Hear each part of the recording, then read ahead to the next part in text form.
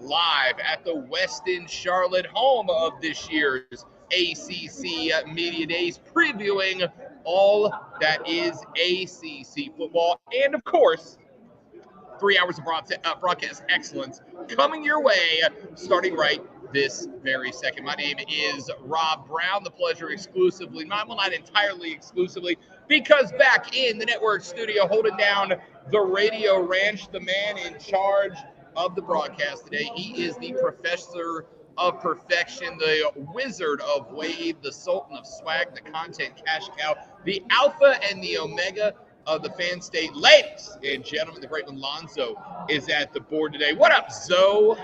I just got to say that is a beautiful setup you got there in the background. Look at that. You are live from Charlotte ACC Media Days. I would say I wish I was there, but you know, someone has to be here. Yeah, I mean, listen, somebody has got to take the mediocre content that I provide and make it as fantastic as Lonzo does every single day. And it's pretty much Lonzo's the only one that can, if we're being honest with each other, ladies and gentlemen. He is the best in the game. We have got a big day lined up today. I am here. Owen Watterson is here with me as well. Somewhere, my man's running around like a bat out of Hades, trying to track down interviews and get us all set up for the next 3 hours. And I'll tell you, look, the way this thing works is really interesting. If you have not followed along with us the last couple of media days, we have been live, I think, I guess at least 3 or 4 years here in a row. I was here last year. Mark Ryan will be here this afternoon as well, doing offsides.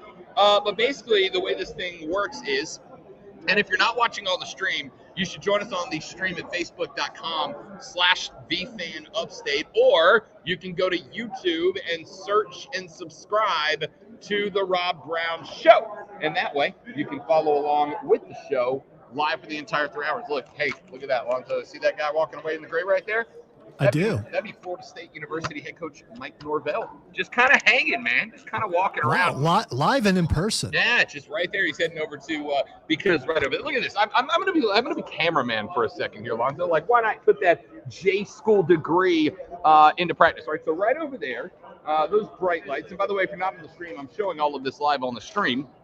So join us at facebook.com/thefanupstate, or you can go to YouTube, search and subscribe to the Rob Brown Show. Right over there, for those of you watching on the stream, that is where the ACC network is set up, and they're doing their broadcast with Mike Norvell. This is the rest of Radio Row, my home for the next couple of days. In fact, right over there, I'm trying to get level, but so right over there, that would be Jordan Travis. That would be the current starting quarterback for Florida State University this upcoming 2022 season.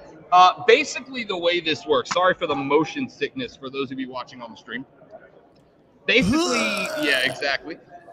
Basically, the way that this thing works is that the folks who are here today is the Atlantic Division, which does indeed include Clemson, Dabo Sweeney. Now, unfortunately for us, Dabo and the gang do not do their State of the Clemson address until around 3:15 this afternoon. So their contingent will show up probably around 2:30. We'll be off the air. We'll try to grab some interviews, some sound that will run in tomorrow's show. We'll be here live again. I like how you said contingent, because you and I both have been there when Dabo enters the building. It is. It's a swarm. It's like a rock star showing up, It really is. And he is the rock star of the ACC. So last year was my first year. I've covered media days for the Southeastern Conference in the past, but last year was my first ACC media day. And so last year the divisions were switched. Last year the Coastal Division went in day one. This year it's the Atlantic Division. So last year we were here day two on Thursday last year, and I was sitting here with Wes Durham from the ACC network. Wes was sitting in the chair right across from me. We were having a little conversation, and all of the sudden, people just started getting up, walking around, going crazy. I'm like, what in the hell is going on? Steven Tyler here? Yes, I'm old enough that Steven Tyler was the first rock star that popped into my head. Don't judge me. So I'm like, what is going on? Is Steven Tyler here? And Wes goes, you hadn't been here before, have you?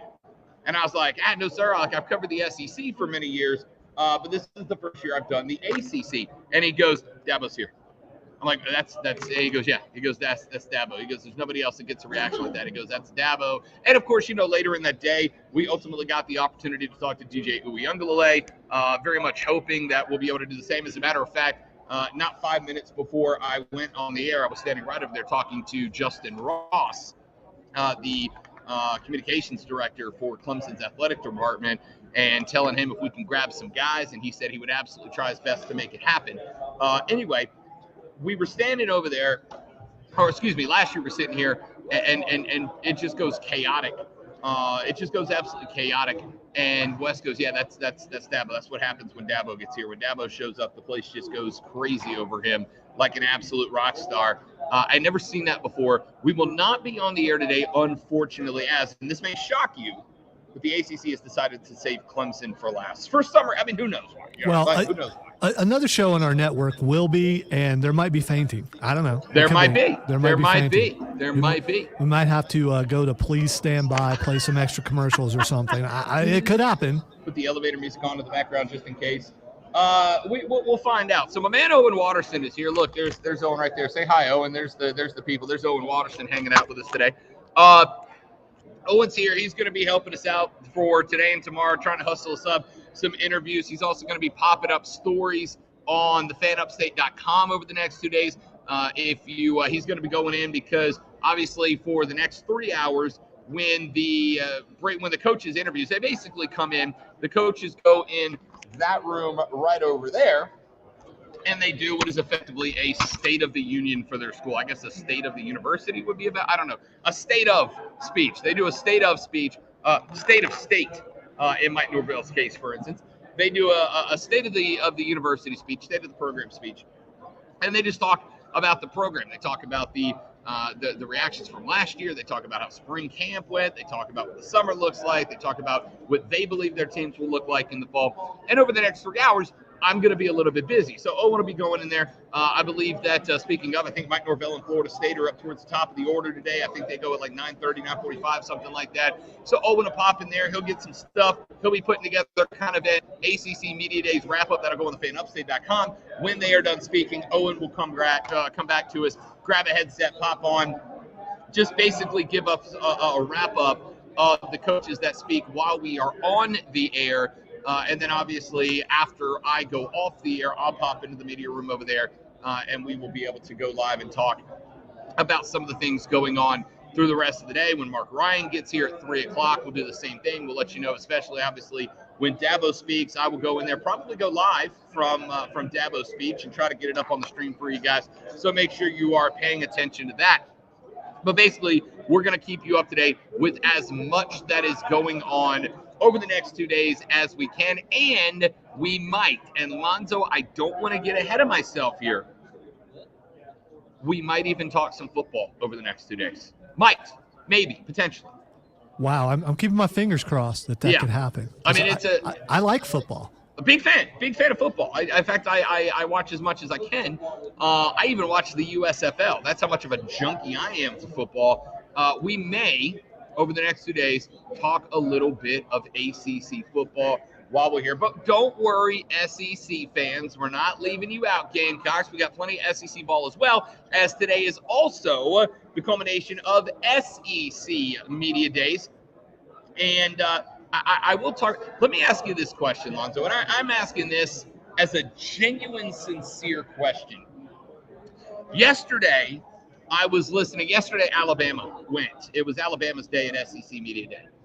And Nick Saban, after it's set up the same way as this, where the coaches come in, they give like a big State of the Union, and then they pop off into another room, and they do individual school-by-school breakout interviews. So Nick Saban will sit down, and all the reporters who have a question for Nick Saban will fall into a room, and they'll ask him questions. And that way, he can kind of give and take, do some Q&A, isn't under a time limit, etc.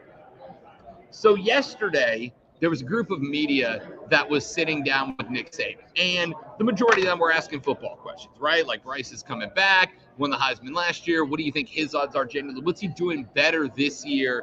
What has he improved on this year that he can kind of take and shift and shape and be better this year and give a chance for another Heisman? Or defensively, you lost a lot of talent. Would you have 7 defenders go off of the Alabama defensive front into the NFL? Football questions, yeah?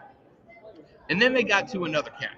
And this guy says, Coach Saban, people who don't know you, people who don't know Nick Saban, what is a hidden talent you have? What's a hidden talent that you have that people would be surprised to learn Nick Saban was good at? Now, I have 2 thoughts on this. The first, Lonzo, is Nick Saban's answer, which was, I'm really good at cleaning the house. Now, frankly, I'm entirely unsurprised by this, right? Like, I'm not shocked that Nick Saban's really good at cleaning the house. That was his thing. He said, I leave in the morning. He goes, I try to play around the golf in the morning when we don't have practice and all that. And I get home, and it's usually late morning, and Miss Terry's got a honey-do list for me, right? She gives me the list, and it's run the vacuum, and it's mop the floor, and it's clean the countertops, and it's do this, and it's that. He goes, and when she comes home, the place is spotless, the place is clean. I'm 0% shocked by that, because that's Saban, right? He's so damn meticulous with everything that he does that it 0% shocks me that he is anal retentive about having the house perfect. But my question is, if you're sitting in that room and it's Nick Saban day, and Nick's got 30 minutes tops for Q&A with other reporters in the room, and somebody asks him what his super duper special hidden talent is, and his answer is, I clean the house good. If you're another reporter in that room, or if you are a fan looking to hear from Nick Saban, does that question bother you or not? Like, does it bother you that a reporter in a limited time Nick Saban Q&A would ask him, what's your super duper special hidden talent? I think we both know that those are the kind of questions that I ask people. So of course I don't have a problem with it. I would have a follow-up and ask him if he does toilets, because right. If you do the toilets, you really do housework. Yeah. Listen, if you've ever been in a relationship at all, when you get told, you might as well start with the toilets, because that's the first thing that's getting checked later on for the audit. I get it, right? Like, I get it. Like, we had Kenny Mayne on yesterday, and we talked to Kenny Mayne, and we had some questions too. Like, who was the loudest person you ever worked with? How frustrated does your wife get with the volume when you're recording, et cetera, et cetera? But we were having fun with that interview, and that's one thing. But there also wasn't 130 other media members sitting in that room with actual questions for Kenny Mayne. But Rob, here's the thing. Saban's been doing this a long time. What question can you ask him that he hasn't been asked before? I think you go into that room going, okay, let me ask him something he's never been asked before. Because if not, you might as well replay whatever he said last year or the year before or 10 years ago, because it's going to be the same thing. I'd rather hear something new. So I'm down for it. And I absolutely get that. I think you focus in that situation. I think you focus on questions about this Alabama football team, right? Like this year's university football program. And I'm not saying you can't ask him a unique question. I'm not saying you can't ask him, questions that maybe he's not gotten elsewhere. Coach about Saban, you lost to Georgia last year. Are you going to lose them again this year? I mean, what are you going to ask him? Hey, Nick, you mad, bro? Yeah, come on. I think I like when he actually, because he has this reputation of being a certain way. When a question like that is asked and he has an answer, I think that makes him more human. And Nick Saban's anything but human. So I guess I'm curious from a fan perspective, right? For you guys, for consumers of sports media that listen, that pay attention, that check in, for consumers of sports media, do you have a preference? Would you rather have dudes at an event like this for instance, when Dabo comes to the mic today, for you Clemson fans, Shane Beamer went to the mic, I think 2 days ago at SEC Media Days, for you Gamecocks fans. If Rob Brown is at ACC Media Days, if Rob Brown's at SEC Media Days, and he gets the chance to ask a question to your coach, Dabo, Shane, or whoever it might be, would you prefer a question about this year's football team, right? Would you prefer us to ask, are you going to run more 3-4-4-3? Are you going to run more cover high to 2 cover high? What do you like? What's your thing here? Or Would you prefer us to ask them a question about themselves, like a human question that you would ask somebody else if you were stuck in an elevator with them? And I get it both ways, right? Like yesterday, we talked about the video that was going around on social media of Shane Beamer doing his hip hop video. All right. And there was a Lord of the Dance. there was a diverse set of reactions to that, right? Like, on one hand, there were a lot of Gamecocks fans that were like, yo, that's my coach, dude. That's my guy. That's my coach. That's awesome. I love it. And then there was everybody else that were like, what a doofus. Like, what a dork. How dumb is that? Et cetera, et cetera. Some people like their coaches to be humanized. Some people like their coaches to be looked at as just regular dudes. And then there's other folks that are like, no, man, like, you have X amount of time to talk to a man who is getting paid tens of millions of dollars to coach a football team. I want to know about him coaching the football team. That's my thing. All right, Rob, here's the thing. I think you're missing what the reporter did and what Nick Saban did. So for the Alabama fans out there, now washing dishes, roll tide. Washing windows, roll tide. Cleaning the toilets, roll tide. Taking out the trash, roll tide. Cleaning the toilet, just like Nick Saban, roll tide. Absolutely. Doing the laundry, roll tide. All right, so that's the question. My man Steven on the Facebook stream at facebook.com/thefanupstate, or search and subscribe The Rob Brown Show on YouTube. Steven says on the chat, Rob, seriously, you're asking us the number one question we all want the answer to is, what comes on a default hot dog? Yes, I know. We have met you before. You, the Rob Brown Armada, we have met. All right. Which, by the way, Lonzo, I need the upstate of South Carolina to know that I knew I was coming here for 2 days, and so I decided to have myself a little send-off treat yesterday. Me and the lady friend made our way for the first time to one of the Clock restaurants. I had not been to the Clock before, and you know what I did just to stay on brand? You know what I ordered, Lonzo? A hot dog. A hot dog. I What'd you get? Hot dog, chili, mustard, and onions. Oh, come on. Ordered a hot dog, got chili, mustard, and onions. Got back to I didn't even open it. I was with the lady friend. We went up to the farmer's market in Greer because I am now go to the farmer's market for recreation old. That's my age now, is farmer's market for fun years of old. How many pairs of overalls do you own? I own 0 overalls, Lonzo. 0 overalls. So we go to the farmer's market in Greer, and on the way back, the lady friend's like, yo, let's hit up the Clock. I'm a big fan of the Clock. She loves their baby club. She loves the baby club. And so I'm like, yeah, we'll hit the Clock on the way back. No worries. And we hit the Clock. And she's like, what do you want? I'm like, I want 2 hot dogs. She's like, you just want? I'm like, yeah, it's a brand thing. I need to know what they give me if I ask for just a hot dog. And I got back to the house. I sat down at the island in the kitchen. I opened up the the paper bag that these 2 hot dogs came in. I cracked them open. And first off, it was just a layer of chili. And I'm like, breaking tradition here. So I popped open a bit of a hot dog. And who do I get? I get chili, I get mustard, I get a spectacular. So you cheated another restaurant.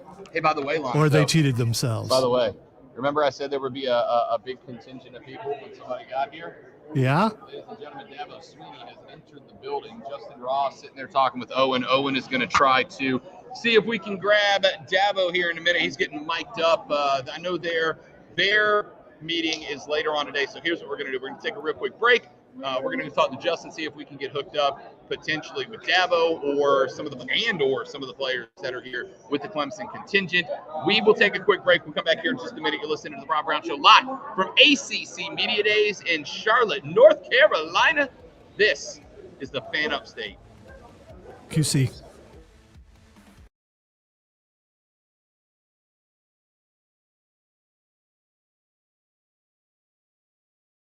The Fan Upstate. Ladies and gentlemen, let me tell you about our friends at QC Kinetics. QC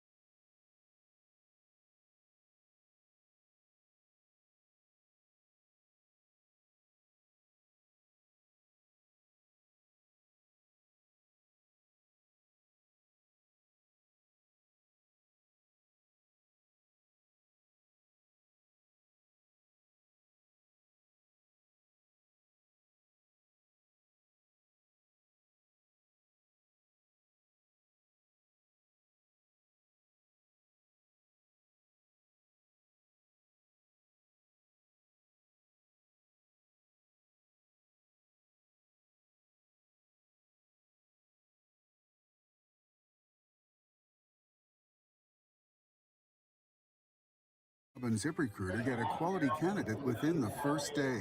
ZipRecruiter, the smartest way to hire. All right, go ahead. And right now, all right, ladies and gentlemen, watching the stream, a little preview. We've got a pair of Clemson players that we just got scheduled at 10:15. We'll be joined by Jordan Mcfadden at 10:45. Quarterback for the Clemson Tigers, DJ Uyunglele will join us for a second year in a row. Love to hear that. Game analysis, interviews, reactions, and recaps. Odyssey's got them all. Tips to help you make better bets. We've got them with the BetQL Network. Official MLB podcast. 20 seconds. Beautiful. That'll work fine. Got them with Locked On Sports and a lot more. Rob.Brown at the baseball season with the biggest in baseball broadcasting on the Odyssey app. Listen at home, at work, or on the go. Get in the game on the Rob Brown Show. Only on the Fan. The Fan. Upstate.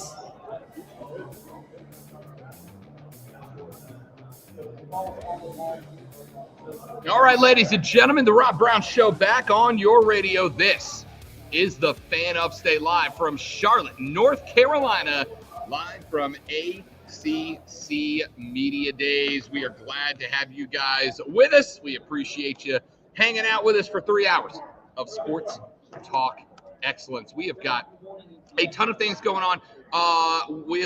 Let's go with this.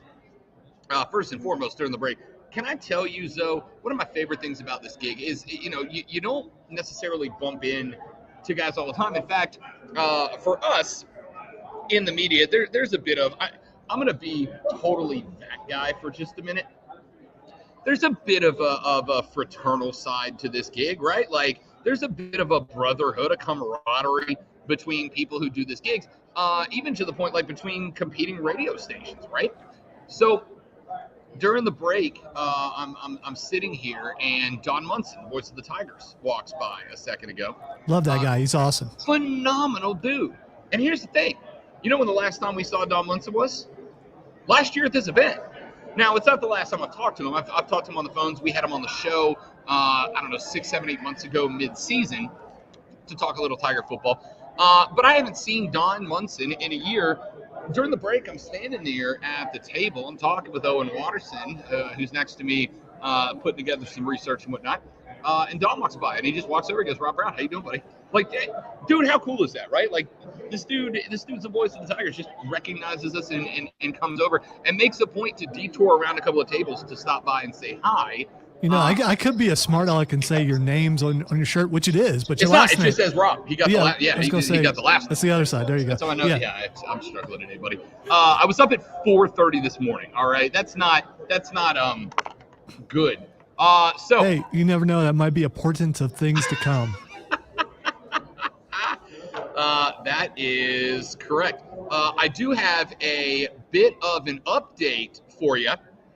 Talked to the Clemson staff a minute ago, including Justin Ross. We were talking during the break there, and we have officially on the schedule our first 2 Clemson players coming to the dish at 10:15 this morning. We will be joined by Jordan Mcfadden. Of course, Lonzo of Spartanburg, South Carolina. Jordan Mcfadden will be joining us coming up at 10:15, an offensive lineman. And then at 10:45, yes, indeed, who else do we get? You get Lonzo. If you want to win trophies, you got to get quarterbacks, right? Yeah, and you get to talk to someone for the second year in a row, right? Back to back, we go with DJ Uyunglele coming up at 10:45. So 10:15 and 10:45 will be joined by Jordan Mcfadden and DJ Uyunglele, respectively.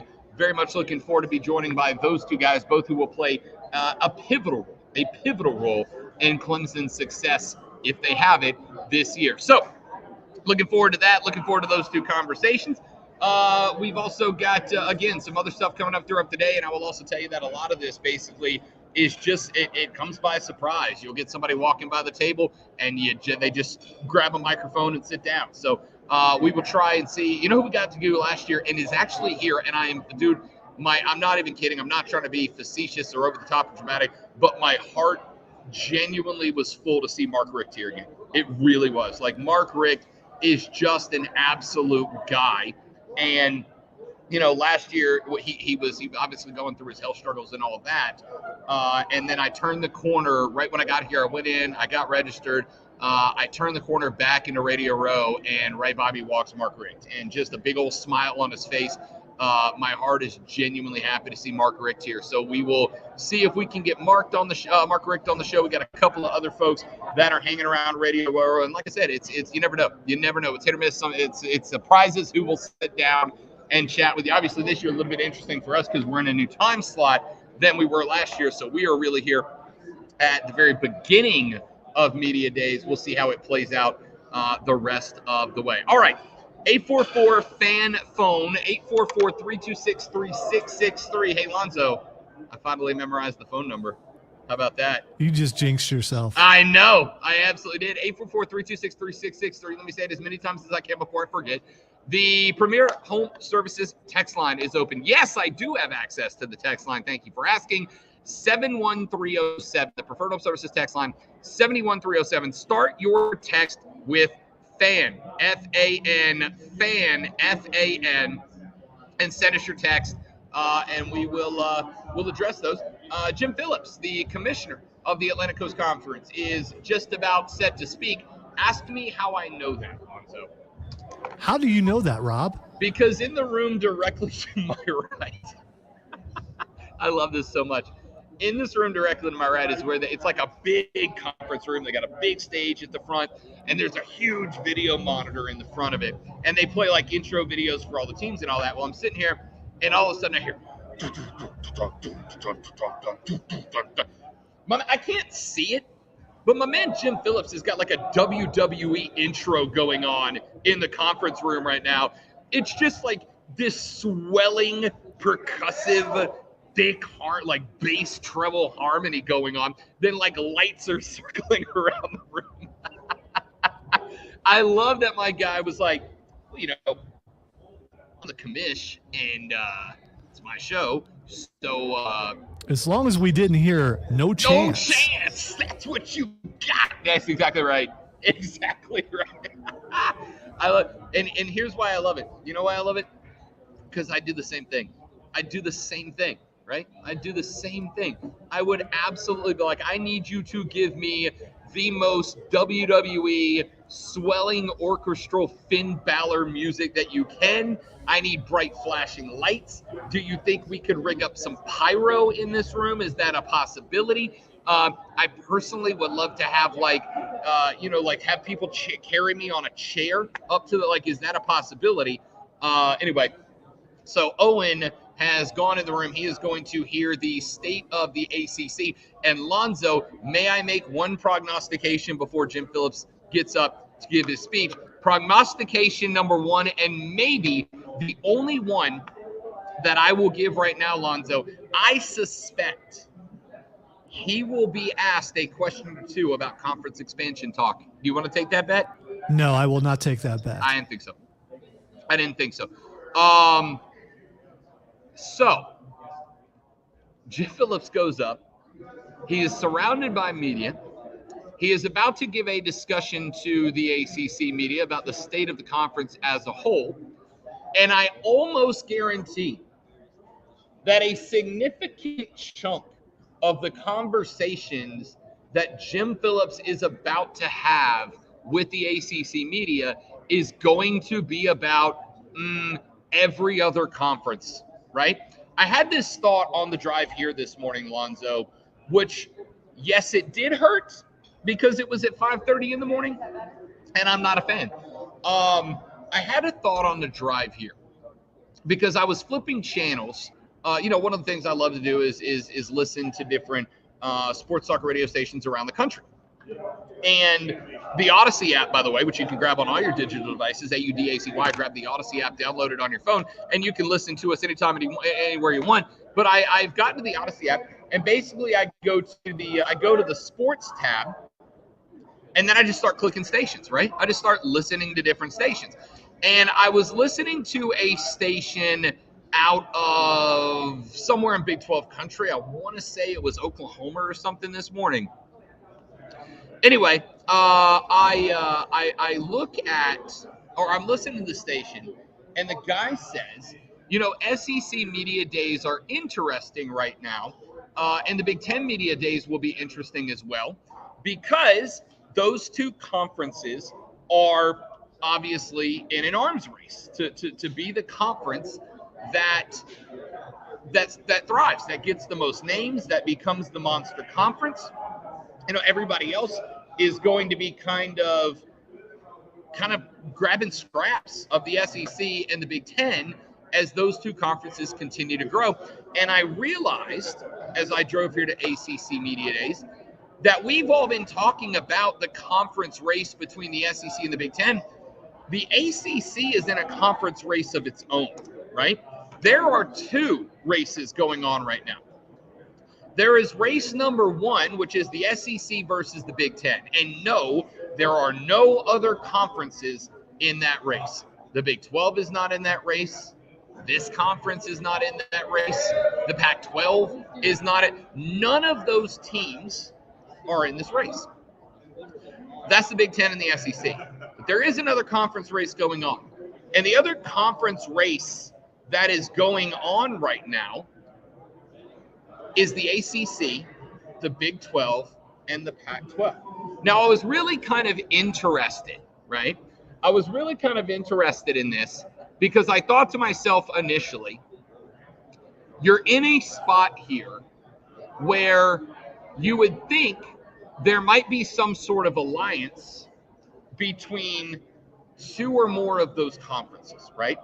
There might be some sort of alliance that goes down between the ACC and the Pac-12, the Pac-12 and the Big 12. And a handful of days ago, the Pac-12 and the Big 12 started a conversation about creating an alliance. And why wouldn't you, right? Like you are quickly and unfortunately running out of big names inside of the Atlantic Coast Conference. You are quickly running out of names that would catch your eye. USC and UCLA are gone. Texas and Oklahoma are gone. Oregon and Arizona and Oregon State and Arizona State are probably getting poached at some point. If you are the Big 12, we mentioned Texas, Oklahoma, gone. The rest of the conference is, to be honest, at least in terms of money generating, revenue generation, uninspiring to some degree. So you're racing towards relevancy, and I thought there might be some chance that those schools, those conferences, would create some kind of alliance. Well, the Big 12 and the Pac-12 sat down to come up with an alliance. The Big 12 and the Pac-12 sat down to try to figure out how is it that we might be able to partner up what brands we have left in the game, and it fell apart in about a day and a half. About a day and a half, 2 days, the Big 12 and the Pac-12 went and looked across the table and went, no, it's not working out. And it's not you, it's me, right? We're just not compatible here. Now, I started kicking around why that might be, right? Like, why might that be? And I came to this realization this morning. So the realization is the race to conference relevancy, not superiority, right? Because unless you're the SEC or the Big Ten, you are not competing for conference superiority anymore. You are competing for survival. You're competing for survival. And that means there are limited resources to go around. There's only so much to go around in terms of resources. And if you're the Big 12 and you're the Pac-12 and you sit down at the table together, while everybody loves to say it's nice to share, and yeah, of course it's nice to share. It's very nice to share. But if you're sitting around to share, you know what happens when you share? There's less meat on the table for you, right? Now, the problem with that, there's no problem with sharing when the resources are there, right? When there's plenty of meat to go around, of course, share the meat. No worries. There's enough to go around. But when there's not enough meat on the table to go around, the next question is there enough meat on the table to share and all of us survive, right? Can we give a little bit to everybody and everybody get enough to survive? And up until now, the answer has been yes. For the first time in a very long time, these conferences are looking around and they're going, I don't know if there's enough meat on the table for all of us to have a piece and all of us to survive, right?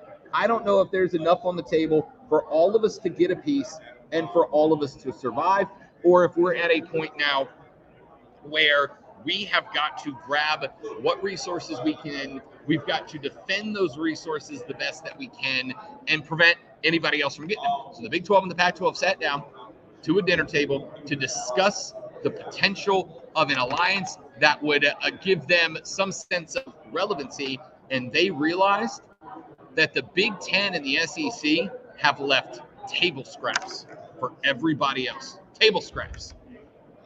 And there's not enough for both of them to survive. That's all it comes down to. There's not enough for both of them to get a plate and to survive. The ACC, fortunately for the ACC, has already gotten served, right? Their media rights grant till 2036 is in place. Now they just got to convince all those other teams that, hey, you got your plate, stick around. It's going to be worth it. But the the Big 12 and the Pac-12, there ain't enough table scraps left on the table between the ACC, SEC, and Big 12. So the ACC has stability. That being said, I'm very interested to hear what Jim Phillips is in there saying right now. I'm very interested to hear what questions he is going to be asked and those answers. We'll talk with Owen Watterson in about 20 minutes when Jim Phillips gets done and find out what he had to say. Let's take a break. We'll come back. We'll wrap up hour number 1 of the Rob Brown Show live from ACC Media Days here in Charlotte, North Carolina. You're listening to the Fan Upstate.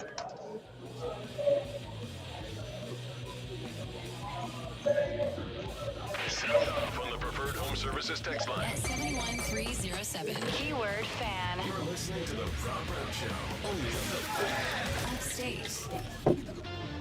I'm Jason Is that better, or do they need to go all the way up? I was trying to leave a little bit of ambient sound in the back. It's better. We were getting a ton of the interview that's next to you. So, yeah, I'll that just go ahead and crank them all off. it also took out some of the ambient, which was a little starting to get loud. Yeah. So, It's starting to pick up in here for sure. Go-ahead solo home run as the AL wins 3-2, making it their 9th straight win over the Lonzo, NL. could you get away Day 3 of SEC Media with an Days in Atlanta will all-red feature suit? the defending national champion Georgia Bulldogs, along with the Arkansas Razorbacks, Kentucky, and Billy Napier. yeah, I could. First appearance I don't think as I can- coach of the I Florida can get away with some Gators. suits. I don't think I can get away with NASCAR all I can't red. hear you Chicago for the suddenly. first time since Oh, I know why. 1956. Dag on it. Okay, that's going to be a problem. Hold Will on. take place in July of next year and replace the Road America race. All right, so what'd you say? originating I from say Wisconsin. I can get away with some good-looking suits. I don't think I can get away with an all-red suit and red Jordans. I don't have that swag. Sports Flash on the Fan Upstate. All right, so in order for me to talk, I can't hear you when I talk because, but it's fine because I can hear me, so we can still have a back and forth because the speakers go dead in here when you turn the microphone on. We're solving problems. That's what we do. Red is my color, so even though I don't wear red very often, when I do, I look really good in it. So, yeah, I could rock that. Okay. Grab back. Grab for water. When it came to their website, an average site wouldn't do. They chose AmericanEagle.com to take their website to the next level. With a dramatic increase in competition and a softening market demand, they had 2 challenges: improve their brand presence and message, and produce a positive return. AmericanEagle.com got to work and executed usability studies and detailed audits. All right, so Stephen, here's how this works. From what I understand, because we're having to do a workaround because we forgot a piece of equipment, Rob would have to turn his return down. If he turns his return down, then he can't hear the station. If he can't hear the station, he won't know when to come back. So there's a good shot the commercials are going to have to stay in, unless I can think of another way, and I can talk to engineering about it. But I believe the only way would be for him to turn his return down, and that also causes its own problem. So, Progressive presents Married to Your Home. we got to do what we got to do. Don't say that. Didn't want to miss a chance of going live on StreamYard with that awesome background right now. Just looking at that background. So we did whatever we could to work around that. Now the question is, will Rob be back in time to come back from break? Because I don't think he You'll will. love it more knowing you could save big bundling your home and auto with Progressive. Coverage from Progressive Casualty Insurance Company, affiliates, and third-party insurers. Bundle discount not available in all states or situations. Have you heard the Rob Brown Show? Kenny Mayne joining us here on the show. Legendary broadcaster has a new podcast out called Hey Mayne, the Kenny Mayne Talks to Famous People podcast with Kenny Mayne. There is a promo going on our channel for your podcast, Kenny, where you talk about the title came from you and your wife having a discussion. Had to add a commercial because you were you were gone too long. Oh dang, my bad. Sorry. I thought I was going to make it back. I guess we did have a full red suit conversation. We did. Sorry about that. But it's a great commercial. It is. People was that we need something, whether you use your name in the title or something else. Josh, thank you, buddy. You're a legend. People hear about Steven, it, appreciate you as well. Remember, I wanted to do that sort of, in the same way I did Sports Center, kind of making fun of the fact I'm on TV while trying to do well on TV at the same time, I guess is the best way to describe it. But hey, Maine, just, touching you out there, you want some credit? No, she'll look for credit later. He asked his wife on the air. That's amazing. Weekdays noon to 3 on ESPN Upstate. Listen on the Odyssey app. Search the Fan Upstate.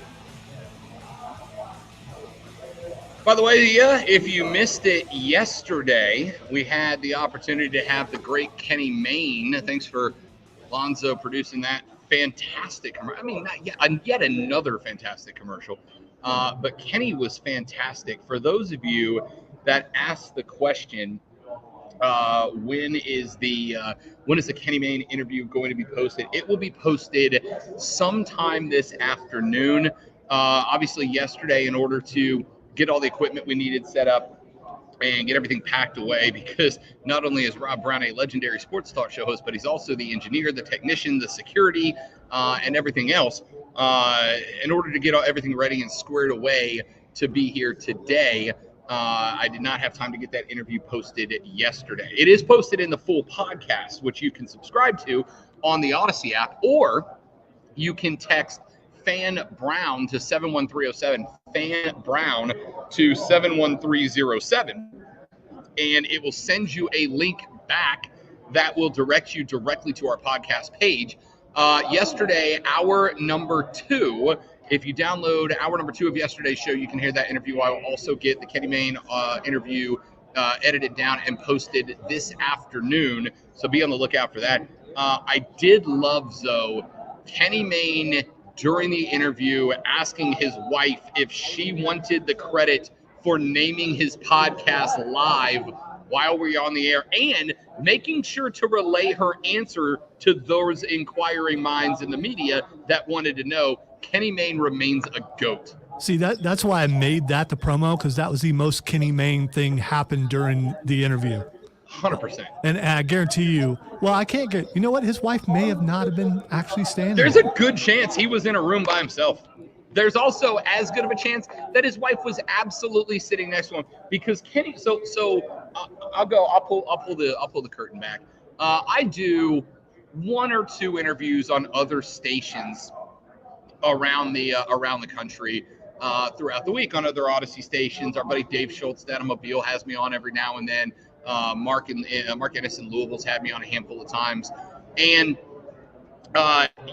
these guys will often ask me for interviews, either live during their show, like, can we record something? Sure, what time?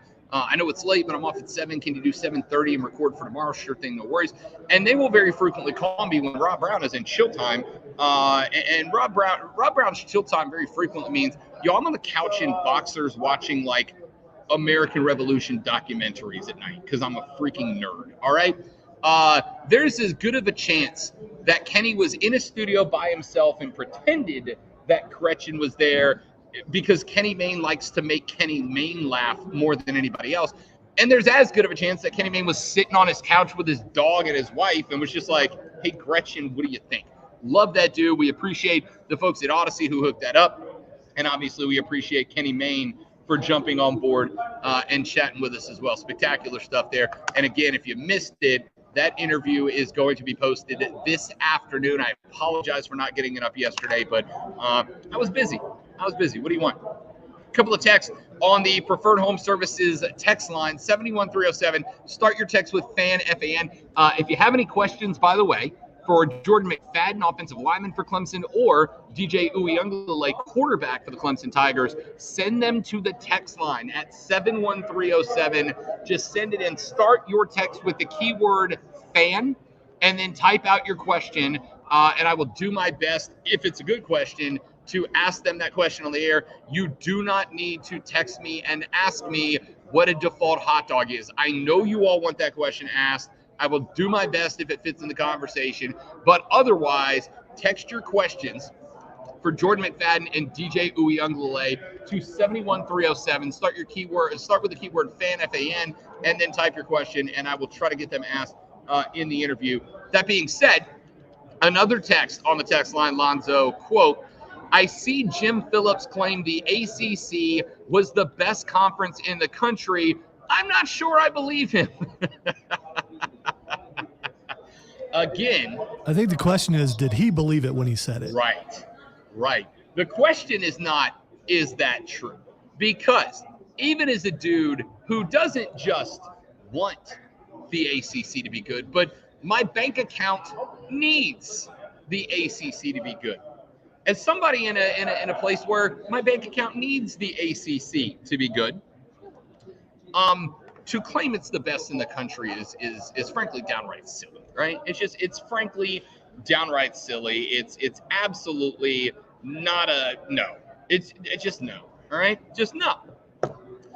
That being said, what the ACC does have is probably the most stable footing of any of the conferences that are fighting to maintain relevancy, right? What does Heyman always refer to? Paul Heyman always calls it the island of relevancy, right? The island of relevancy right now, without a doubt, is the SEC. It is the Big Ten. And then you've got the 3 others in the Power 5 that are scrambling to try to make their way to the island of relevancy. Now, the good news for the ACC is that they've got the most stable lifeboat, right? There's no holes in their lifeboat right now. Now, the island of relevancy is very far off in the distance, and there's a lot of danger between here and there for the ACC. But it does have the most stable lifeboat. The Big 12 right now has got holes in their lifeboat. The Pac-12 has holes in their lifeboat. The ACC's lifeboat at least is stable. There's no holes. They're not springing a leak. They're not losing anything. Now, what they do have is 2 or 3. I'm going to work so hard to keep this metaphor together, Lonzo. Please let me know when it falls apart. What the ACC has right now is a solid lifeboat, and the island of relevancy is off in the distance, right? The problem right now, the problem that they have at this point is that the strongest rowers on these lifeboats, that'd be Clemson, that'd be Florida State, that would be Miami, that would be North Carolina.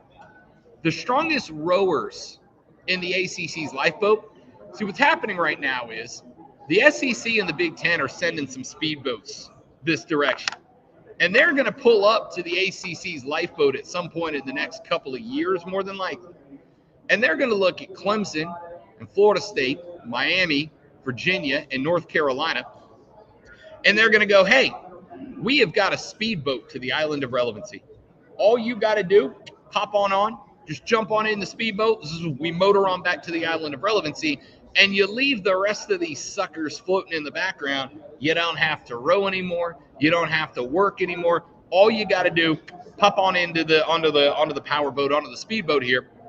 We motor you to the island of relevancy. You hop off, and you've got riches like you could never imagine waiting for you. We got food, we got drink. You're good to go. All you got to do is show up. And the problem here for the ACC is, if you are talking to these cats, if you are watching Clemson and Florida State, Miami and Virginia and North Carolina, and they're pondering these speedboats, what's your argument to keep them there, right? What's your argument to keep them there? What's the argument that you make to keep them on the life raft instead of getting in the speedboat to the island of relevancy? I'm looking for one. I'd like to find one, but I got news for you. There ain't one. Let's take a break. Hour number 2 is just around the corner. Jordan Mcfadden of Clemson at 10:15. DJ Uiagalelei at 10:45. You're listening to The Rob Brown Show. This is the Fan Upstate.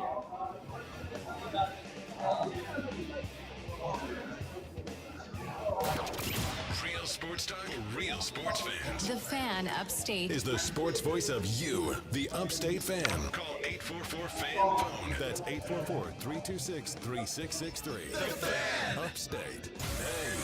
Wake up with the DA Show. Mornings at 6. When I hear him Hey, call Zoe. the greatest tight end of all time, I gotta hesitate. Yes. There's a reason why. So I'll go out to the first break early so that we can start at 10:15 with McFadden. If we get DJ at 10:45, what's the shortest we can make that last break so that we can keep him more than like 6 minutes? At that crazy level.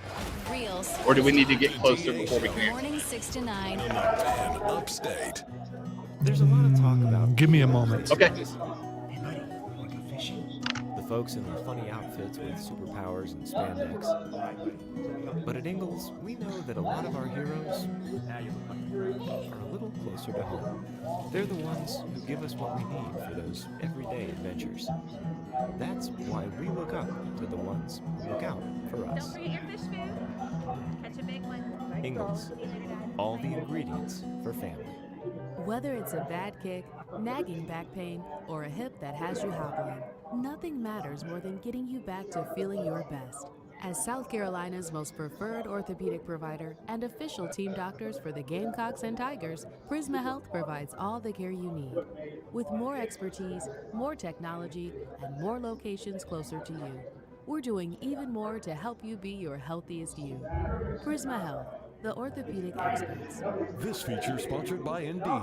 If you need solid hires fast, you need Indeed. The all-in-one hiring solution makes it easy to attract, interview, and hire candidates from the same place. Want to find your next great hire? Visit Indeed.com/credit. The Rob Brown Show, now 9 to noon. Corey LaJoy drives the number 7 Chevrolet for Spire Motorsports. We had that accident in the Daytona 500 with Ryan Newman. Newman was already airborne when he struck your car. I've read the story that it knocked the wind out of you. Of course, Ryan Newman would go to the hospital. A lot of us were terrified he might not get out, but eventually walked out of his own power, was able to drive later on in the season. From the guy who experienced that, what was that like for you? Yeah, it was wild, man. Luckily, Ryan was okay, and really lucky, for the way the wreck happened and where I hit him, and, with the advancements NASCAR's made with that Gen 6 car, now the next-gen car that we're going to be racing here in the 500 and on is even considerably more safe than that. That's also the assumed risk. When you put the helmet on and tighten the belt, that stuff can happen. That's also part of the gig, man. That's kind of why people show up to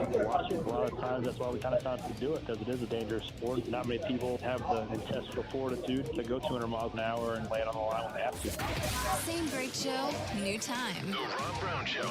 Now 9 to noon, only on the Fan Upstate. New to the Upstate. Hey, it's DA. Wake up with a morning jolt of in-depth sports analysis and discussion every weekday at 6 on the DA Show. Only on the Fan Upstate. I'll bring you up in a second. Kim, can you see if we have more acid wash? Desmona's Thrift Store is the spot for killer vintage finds. Oh, that looks fabulous on you. Hey, can you do the register? But her sales clerk situation feels pretty threadbare. Yeah, let me clear out that fitting room. Indeed can help her hire great people fast. I need Indeed. Indeed you do. We instantly connect you with quality candidates whose resumes on Indeed match your job description. Earn up to $500 in sponsored job credits by conducting interviews on Indeed. Visit Indeed.com/credit. Terms and conditions apply. MVP's bonus days are here for pros. For 12 days, pros save big and MVPs get even more. Because MVP's Pro Rewards members can earn bonus points to redeem for rewards. Earn points on every dollar spent up to $1,000 and get up to 3 times more points when you shop select brands and products. Find MVP's bonus day savings from July 11th to the 22nd in-store and online. Exclusively at Lowe's. Exclusively for pros. MVP's Pro Rewards program subject to program terms and conditions. Details at Lowe's.com/L/Pro Loyalty terms. Subject to change. Mark Ryan tells it like it is. I just wanted to talk about the Gamecocks and your expectations on their record. I'm a huge fan. I'd be ecstatic with another 76 season in year 2. That's why South Carolina never gets any better. Always the bridesmaid, never the bride. They're never going to do that until they start recruiting on the same. It's just not going to happen. We walk into the season with Nick? Number 1 for real afternoon sports talk. Offsides with Mark Ryan. 3 to 7 on the Fan. Upstate. This report is sponsored by Active 6. COVID-19 restrictions may be lifting, but people are still getting sick. If you test positive, you can help by taking part in research from the comfort of home. Learn more at active6study.org/radio. That's ACTIV6study.org/radio. Now CBS Sports Radio. Here's how to get in the game. On your radio at 97.7 FM, 1330 AM, Greenville. 97.1 FM, 950 AM, Spartanburg. Listen on your phone. Download the Odyssey app and search The Fan Upstate. There's a whole lot more to know about sound if you really want to go into the subject. Your smart speaker. Just say play 97 The Fan Upstate. On your HD radio at WFBC HD3. And on your computer at TheFanUpstate.com. The DA Show mornings at 6. Thinking about work? No, just I get a lot of anxiety. Just restless, generally. Just restless, yeah. That sucks. That sucks. No, it does. Time for headlines. It does suck, but the bluntness in which you just said that sucks. It really does. We know it sucks, but it's just the way you said it. Real sports talk. The DA Show. Morning 6 to 9. On the Fan Upstate. The Fan. Upstate. WYRD Greenville. WORD Spartanburg. WFBC HD3 Greenville. Real sports talk for real sports fans in the Carolinas. CBS Sports Radio. Always live on the free Odyssey app. Man, check this out. You're on official Rob Brown lockdown. Represents being real. Yeah. Real, unfiltered sports talk. Manufactured locally for the Carolinas. Lockdown. This is the Rob Brown Show. Yeah, Rob. Only on The Fan Upstate.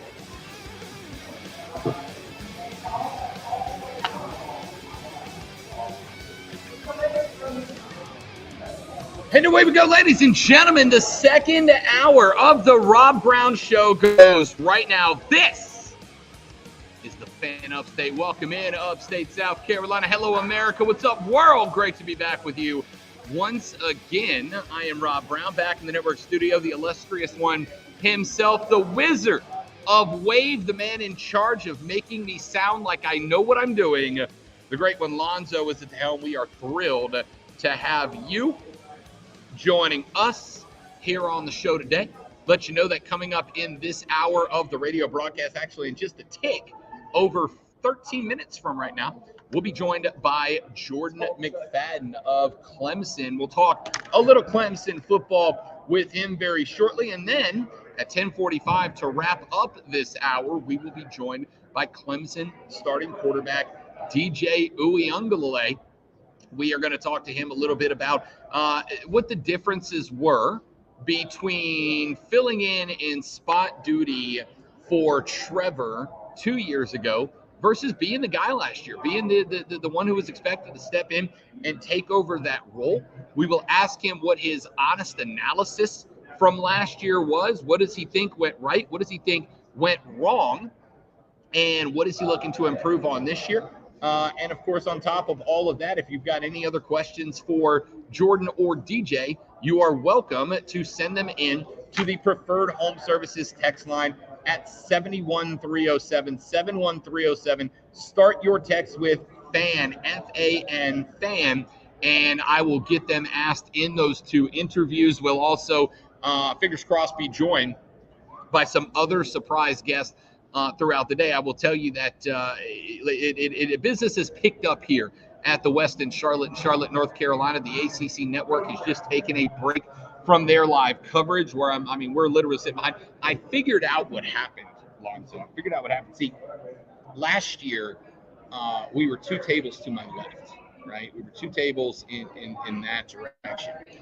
And this year we got obviously bought two tables to the right, and I showed up and I'm like, hey, this isn't our spot, right? Like it's kind of a weird spot for us to be in, because a lot of the other stations that are here, they're in the same spot that they were in last year, but we aren't. And I was like, all right, it's a little weird, but who knows? But I figured out what happened. This was not a situation where they were like, hey, let's move some, let's create a situation. What happened here was, last year, when we were two tables to my left, we were directly staring into the ACC Network cameras for the entire duration of ACC Media Days. Now, if you weren't with us last year, you'll remember that Mark Ryan and I did a 7-hour super show. Right? He sat in on my show, which at the time was from noon to 3. And then I sat in on his show from 3 to 7. So we did 7 consecutive hours, both of us on the mic at the same time. And I think what ultimately ended up happening was, since we were directly in camera sight of the ACC Network, I made everybody else look good. Right? Like you had all these hosts. You had EJ and all these guys, Mark Richt, all these guys that are up there, and they're all suited up and they all got their makeup on and the bright lights shining. And I think what happened was, because the camera was pointed between all of those individuals directly at me, and my shining face was on the ACC net for so long, I think we hit a point where they were like, yo, this guy's distracting, man. He's just like, he's too good looking. Right? Like, he's too good looking. He's taking the shine off of our personalities, and we need to account for that this year. Right? I think that's what happened. There's a good shot that that's possibly what happened, or maybe it's the fact that you are extremely loud and you're like on 4 radio stations right now as we speak, and maybe you were startling some of the people on set. That could be it. That could be what it is, maybe. I'm not saying that is what it is. I am saying I've had a number of heads turn in my direction for some reason. Now, a lot of those radio guys, they're really quiet. There's just some guys in the building that I've been on location opposite of, with 2 different stations. Yeah. And you can barely hear them talk, but they could hear us talk. So sports is supposed to be loud and boisterous and fun. I would say. Also, I just let your voice ring out. Let it echo throughout the Westin. I just realized something else. I've got my headset on. Our show has been playing out of the speakers of this computer for an hour and 5 minutes. So yeah, everybody's been getting the full show. I mean, not that you didn't hear me, but you were getting Lonzo's comments, you were getting the off-air stuff. Like everything has been coming out while I've just been yapping away. Beautiful, beautiful. All right, well, it is what it is. What? All right, the show's over for them now. That's a shame because they were enjoying such a wonderful program. Oh, here I got here's a theory that came in on, and this is actually technically correct. I don't know if it's the reason. A texter has proposed the theory, Lonzo, that they moved me further away from the oranges in the Orange Bowl trophy. That, for the record, is correct because you see, last year I was like over there in that corner, and then directly back there. See that wall behind me? See where all the TVs are? You've got the ACC Championship trophy, the National Championship trophy, and the Orange Bowl trophy right there. I was sitting like right here-ish last year and had a direct line of sight to the Orange Bowl trophy. And then, of course, someone dared me to try to take oranges out of the Orange Bowl championship. I did not take any, only because it turns out they're plastic. So, all right, I'll admit that I dared you. So from the video you just saw, if you were watching on stream, you could see where Rob is. When Mark and I were there for the first year, we were right at the corner right there. Okay. So you could throw something and hit everything over there. And, if you took 7-8 steps, you could be at the oranges. That's how close we were. We are not only significantly further away than that, Lonzo, but now there is also the escalator well between me and the trophy.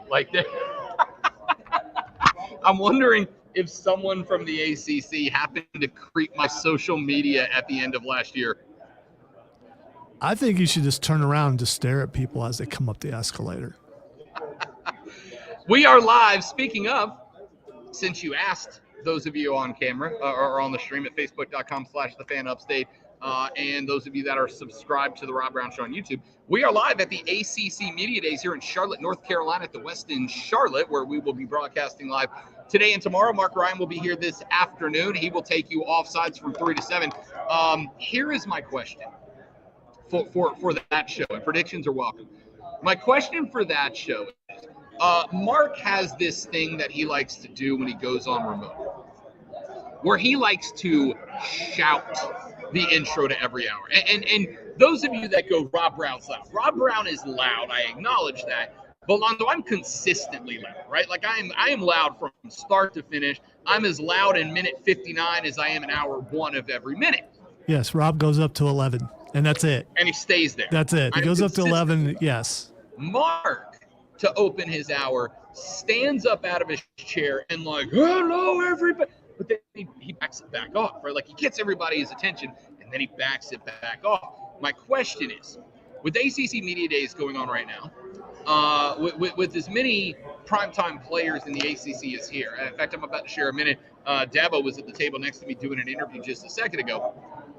With as many of those kinds of people that are here, Lonzo, yes or no, will Mark Ryan shout to open the hour all 4 hours, or will at some point Mark Ryan be asked by the ACC network people, hey, don't do that anymore? I'm going to go with 1 out of the 4 hours he will do it. Okay. But it will be the 6 o'clock hour, and everybody will be gone by then. Yeah, you might not be wrong. Plus, he would get the most echo out of it when there are less people in there. That's how sound works. He will. So. I think Clemson is the last school today. I think they go at either 3:15 or 3:30, but they go later in the afternoon. I'll still be here. I'll be taking video. I'm going to stay here through the end of Media Days today. I'll hit the hotel, and then Owen and I are going to be attending Charlotte FC versus Chelsea this evening at Bank of America Stadium. That worked out real nice for me. Hey, don't let Owen, get you to go astray or anything, because he's a little wild, and I know you're a little refined, and especially when you're out in public, you try to keep a low profile. And at a sporting event of all places, right? Like, have some damn culture. Yeah, Owen's out of his mind crazy. So while he's there at a soccer match, I don't know how you're going to be able to take it. I mean, if you honestly, if you get to know both of us, right? If you sat across this table from me and Owen, you would absolutely learn very rapidly that, like, shy, quiet, reserved. I don't want to draw attention to myself. I don't want to be out there in the open. Whereas Owen, on the other hand, just an absolute animal, just a savage when you bring this guy out in public. And so tonight, we're going to watch my MLS team, Charlotte FC, take on my Premier League team, Chelsea. And I've got Owen sitting next to me at this game, and I'm just like, hey, man, like, please don't make it about you, right? Like, don't bring all the attention on yourself. Here's my concern, Rob, and I don't know how you can stop this from happening. He might want to streak. He might want to streak, and you need to stop that, because you're representing the station in the upstate of South Carolina, and he may want to streak. He might want to do that. I respect the warning. All right, here's what we're going to do, ladies and gentlemen. We're going to go ahead and run to our break, because when we come back here in just a minute, Jordan Mcfadden, offensive tackle for Clemson, is going to join us here on the radio broadcast. We'll talk a little bit about his thoughts on what happened last year, what's going to get corrected next year, why he decided to forego the NFL draft and make his way back to Clemson for one more ride. We'll talk to Jordan Mcfadden when we come back. 10:45. DJ Uiagalelei is going to join us here on the radio broadcast. We'll talk to him about his role as the starting QB at Clemson next year. All of that coming up this hour on the Rob Brown Show. This is the Fan Upstate.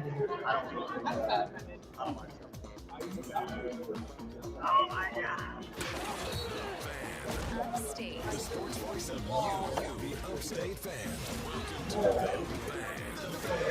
Upstate. CBS Sports Radio. Our lineup of playmakers. The DA Show, mornings at 6. That's my rival. I don't like him. He's not going to paint it that way. The Rob Brown Show. Are you going to give it a shot as far as the laptop? I don't know, man, because I don't know how.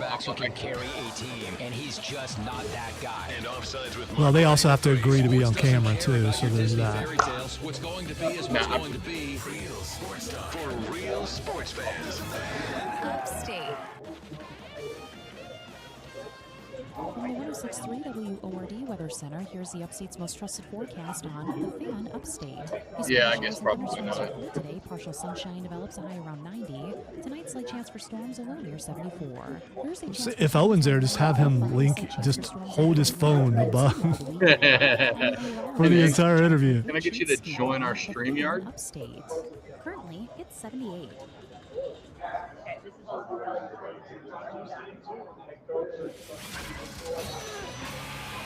I'm Michael Jenkins, helping you beat the books with BetQL. The Major League All right, so is he Baseball there stars yet? will be out in full force tonight in the All-Star game. I mean, they're all standing around here, but I'm waiting on even with all that Justin firepower. In the last Okay, 14 all All-Star right. games, the pitching has So been we the still dominant have force, with the under-hitting in 11 of those games. The total for tonight's game is down to just 7.5 minute and a runs. half? But with elite pitching on both Yeah, I sides, mean, he's standing even right that here number doing ain't a too high. little video thing for Clemson.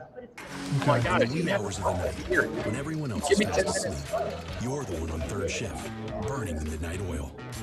When a part fails and everything comes to a grinding halt. I might jump in and ask a question. Yeah, how that? Because, he's one of mine. Hang on. What's up, big fella? How you been, buddy? What's happening, brother? You all right? What the heck? Man, I appreciate you. The throwbacks the look, man. Old Ronnie Acuna talked me into buying throwbacks. Who get it done. How you feeling? Good, brother. Glad to hear it. I'm starting middle school Glad to hear this it. year. With everything happening Hey, we got DJ first. the time or even the money. Okay. Don't worry, Mom. My affordable Can you hear me? Let me get you turned up, set up. Can you hear me all right? $9.95, but it's super easy. They don't even have to use that. Lonzo, you want to give him a sound check so we can make sure he can hear you? Come on, Mom. Yep, he needs to count to 3. Good point. What's that website again? MyAffordableBraces.com, and it's cheaper than our beach trip. That good? There we go. The second one was better because, it was more confident. You got a little we're good. practice, man. There we go. You got to get reps, baby. Speaks to you. That's and right. Wife Gretchen says, "What about That's hey, right. Maine? Hey, Maine." 30 seconds. Oh, how you feeling, fella? Gave in, Glad to just hear it. like I gave Good, in when she wanted a cat. Good.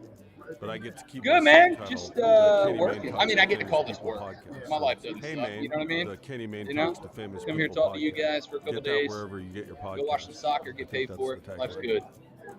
This report is paid for by NHTSA. We all know about the speed of sound. All right. Coming back right here in just a second. We got probably 10 minutes or so. Yeah, man. Triumph. 10 seconds. It's a second level. Dude, we didn't get you to come up to a game, brother. It's just outside of Greenville. Like right outside of downtown. I'm gonna bring you up. See if I'm Rob talking Brown you Show, for a now game. 9 to noon. I got you. Upstate.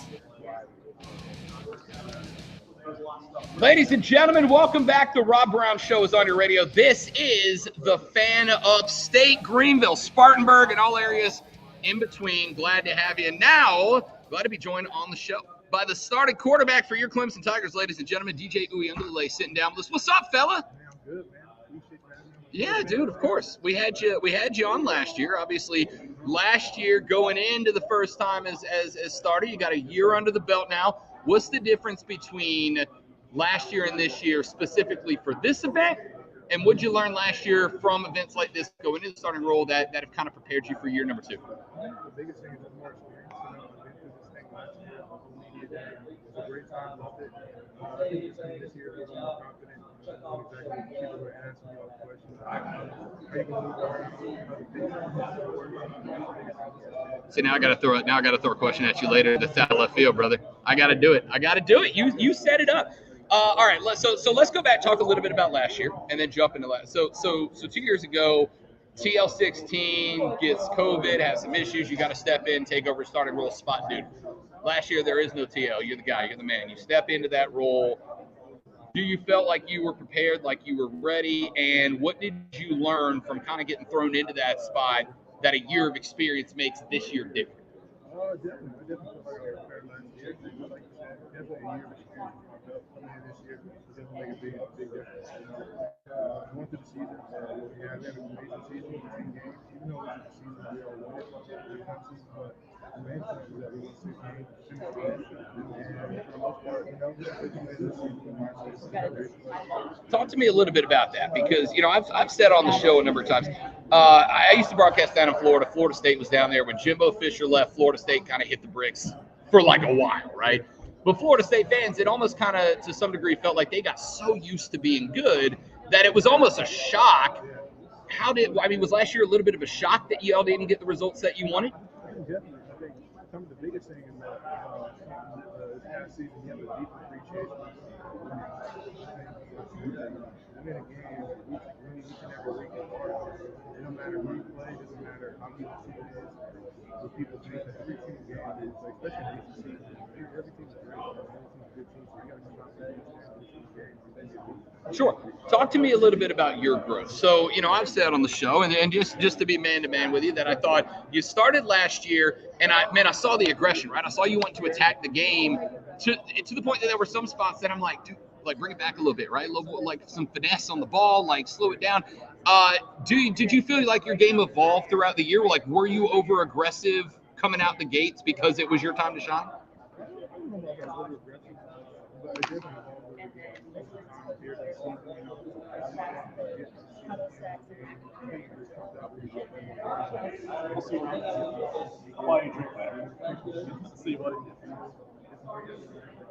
So talk to me a little bit about that evolution. What about your game in 2022, this upcoming season? What are we going to see you have grown from your game as a quarterback from last year to this year? I think everything.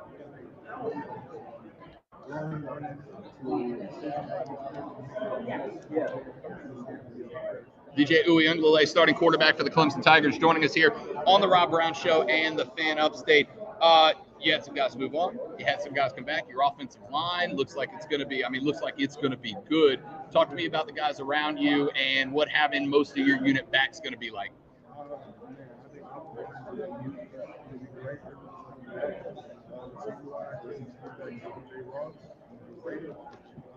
Man, we have everyone coming back, man. We got a loaded backfield with Shipley, Bell, we got receivers everywhere. So it's been great, man. I want to talk about Will Shipley, but first, talk about your boy Jay, because him not getting drafted to me was a shock.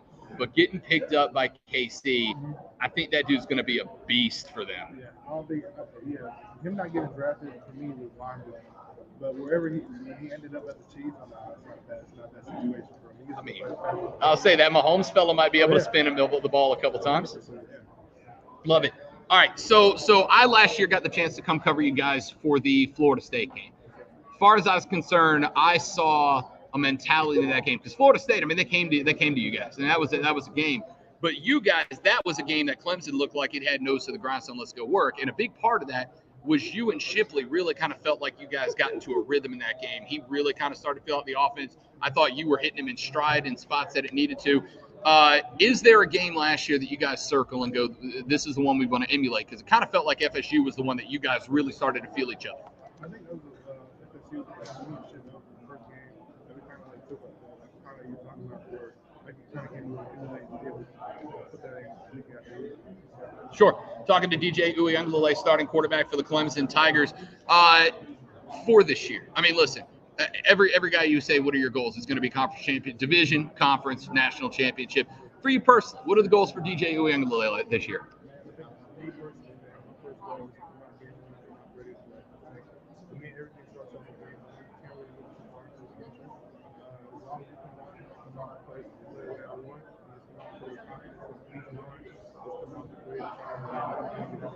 One of the things I was glad to hear reported, people were talking about you at spring, and everybody had nothing but positives. I mean, you looked like you were in the zone. Cut a little bit of weight, right? Picked up a little muscle mass.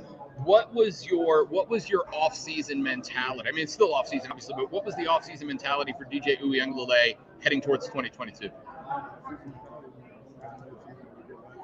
He's not the season but for me,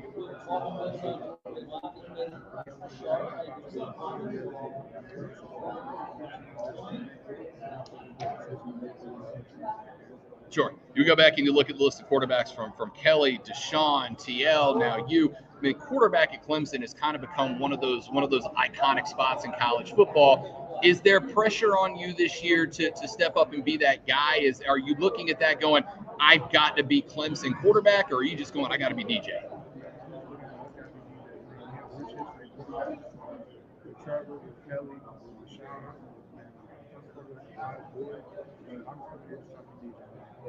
I love to hear. As far as your conversations with Dabo Swinney, we talked to Dabo a little bit earlier off the air, and my man is always so positive, so upbeat. Like it feels like Dabo could go 0-12 and he'd be mad, but still like Dabo, right?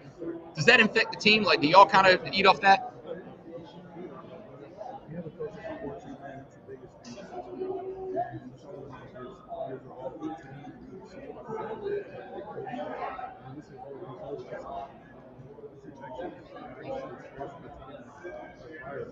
DJ Uiagalelei, I'm not going to tell him you said he's like a virus. We'll hang on to that one. DJ Uiagalelei, starting quarterback for Clemson University here on the Rob Brown Show on the Fan Upstate. All right, here's the one. You said you've got the questions down to a science. You go to a restaurant, you order a hot dog. What do you expect to come on that hot dog? Like you just say, I want a hot dog. What comes on it? First of all, I probably won't be ordering a hot dog, not a restaurant. Not a hot dog guy. All right. I like hot dogs, but expect to probably just catch it. Okay. Say they up in the upstate, they go chili, mustard, onions, and that's just regular hot. They don't ask for a chili dog. It's just that's what's on it. That's what. Thank you. Me and DJ's got it. All right. Second thing, you told me before, and you saw the Greenville Triumph sticker. That's our pro soccer team in Greenville. Can we get this season a DJ Uiagalelei appearance at a Greenville Triumph game in Section 110 with the smoke and the banners and the flags? Can I get you there? Can I talk you into it? My guy, I love it. DJ, my man, listen, best of luck to you this year. Oh, I did have one listener question. Regular Dr. Pepper, dark berry Dr. Pepper. Which to go to? I know. Got to go classic. You love to hear. DJ Uiagalelei, starting quarterback for the Clemson Tigers here on the Rob Brown Show, my man. It's great to have you again. Glad to see you doing your thing. Glad to see you in that great mindset, that mentality. Good luck to another season, my guy. You got it. That's DJ Uiagalelei, starting quarterback for the Clemson Tigers. Let's go ahead and run to the break just a bit early. We'll come back here in just a couple of minutes with Jordan Mcfadden. You're listening to The Rob Brown Show right here on the Fan Upstate. Prisma. Thank you, big dog. Good to see you, brother. Good luck this year. I'll be there. Prisma. With Jim Rome, weekdays at noon. Offsides with Mark Ryan at 3. The best sports talk all day. Every day, only on the Fan Let me tell you about my friends at Prisma Health, ladies and gentlemen. Prisma Health, the official healthcare provider of the Tigers, the official healthcare provider of the Gamecocks, official healthcare provider.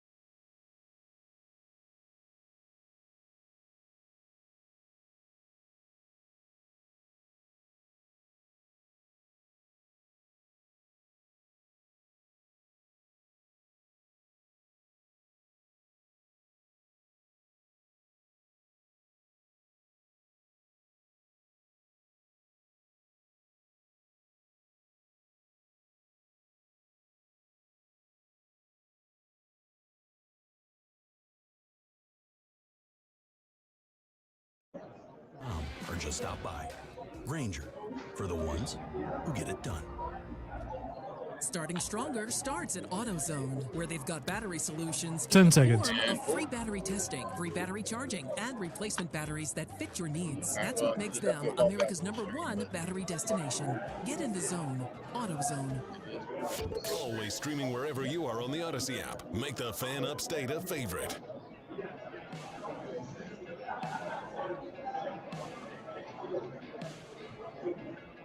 Welcome back, ladies and gentlemen. The Rob Brown Show is on your radio. This is the Fan Upstate, and it happened in hour. I'm surprised I made it halfway through the show. But we got halfway through the show before the producer for the ACC Network walked over during our interview with DJ. Well, right after our interview with DJ ended a second ago, the ACC Net producer walked over, and she said, I am so sorry, but we're picking up your voice on our mics on TV. Now, for the record, Lonzo, the ACC Net is way over there. They are, and I'm not exaggerating, 35 to 40 feet away from me right now. 35 to 40 feet away from me, and I got told I'm getting picked up. We started out the show pointing out that was the reason why you were moved, and I think that's confirmed now. That's the reason why you were moved. If they would have put you in our original place, way back there in the corner, they'd still pick up you talking because that's how loud you are. Don't be surprised next year if there's Radio Row and then there's one room with one table in it somewhere else in the hotel for me at this point. So if I cease the shouting that I am so frequently. By the way, I got a. And I may read it on the show. I may save it for when I get back on Friday. But I got an outstanding hate mail earlier this week. I get one or two a month. And ordinarily they're 3 or 4 sentences, and you don't need to shout. We all get it. You think you're funny, handsome, and good at radio. Like, I get those emails all the time because if you don't listen to the show that often, I can totally sound like a pretentious Delta Bravo, and I get that. I'm really not. I'm not getting that. I get that other places on the station, but I don't get that from you. Yeah, I again, if you listen to like 5 minutes of the show, I can absolutely come across like a Delta Bravo. But if you only listen for a couple of minutes at a time, I can get how you think I really am that, but I'm not. That being said, yeah, I am loud. I acknowledge that. I've stopped apologizing and pretending that I'm not. But it is what it is. All right. Wait. You're saying it is what it is. There is no way that you can keep it down for the rest of the show. They're going to come back and talk to you again. Well, challenge number 1 is going to happen right now because we are joined here on the Rob Brown Show now by offensive lineman for Clemson, Jordan Mcfadden, joining us on the show. What's up, big dog? How you doing? Man, I'm glad to have you, brother. How's ACC Media Days treating you so far?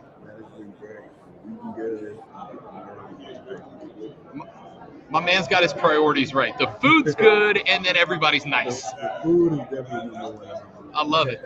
Jordan Mcfadden joining us here on the Rob Brown Show in the Fan Upstate. So, what is this like for you, right? Because I mean, you're basically the spotlight's on you for like the day. Like you're on from start to finish, and you're not just football player Jordan Mcfadden. You're celebrity. Your personality.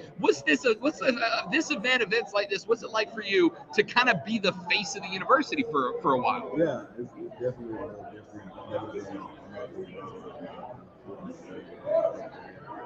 But it's it's amazing to be here to represent the school. It's an honor to be here. So, all right, I want to jump in here real quick because I have a question that I have to ask. All right, Rob Brown. Offensive lineman Lonzo, by the way. Yeah. But this has nothing to do with that, although I love talking to offensive linemen. Rob has never been to Dorman. So I've tried to describe to him how big Dorman actually is. Can you describe to Rob how big Dorman is? Because he's going to get to go there this year. Dorman is actually massive. I think it's going to continue to get bigger. They literally call it Dorman. It's a mini college. It is amazing. definitely something. So you got your career started playing high school ball at Spartanburg. We're on the air in Spartanburg right now. So start me off with this. Talk to me a little bit about how Spartanburg developed you as a player, the community, and obviously playing your ball there to get you ready to step up to play at Clemson, play D1 ball. Yeah, that's what feels amazing. People who, helped me so much and continue to be successful. I'm forever grateful for that. As far as Newman, I played for, two great coaches in Coach Dave Rush and Coach Livingston, really good Coach Ron. He's one of the best ever. He genuinely took care of me. He also pushes me to be, to reach your potential. Without him, my definitely. We're talking to Jordan Mcfadden, offensive lineman for Clemson. We just had DJ on a second ago. We were talking to him, talking to the QB1. You guys obviously, and I'm quoting him, so don't come over the table at me, but last year, not the year you guys wanted to have. And I don't think I'm busting anybody up saying that. What's the attitude looking at last year in the rearview mirror, getting your head right for this year? What's this offseason working with DJ, working with your coaches, working with the team as a whole? What's it been like to get your head right to bring Clemson back to what y'all want to be, a playoff team this year? Not just me, I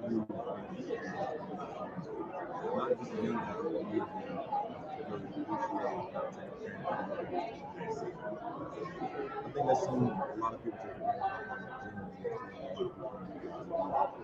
granted. After last season, we put that to bed and realized how can we do the best things together this season. Since the offseason, we've worked extremely hard, trained extremely hard, watched tons of things, and we really understand the team of how we really like So I was telling DJ, I used to broadcast down in Florida. We were an hour from Florida State. And I said for a while, I think FSU kind of hit a skid because they got to a point where they were so successful for so long that they thought they could just roll the helmet out in the middle of the field and people would lay down because they're Florida State. I don't think Clemson got to that point because I don't think Dabo would let you get to that point.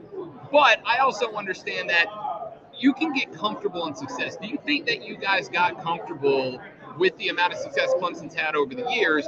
And if so, did the discomfort of last year, not making the playoffs, not winning the conference, is that going to be a motivational force and inspiration for you guys to come back this year and beat Clemson again? Yeah, I definitely think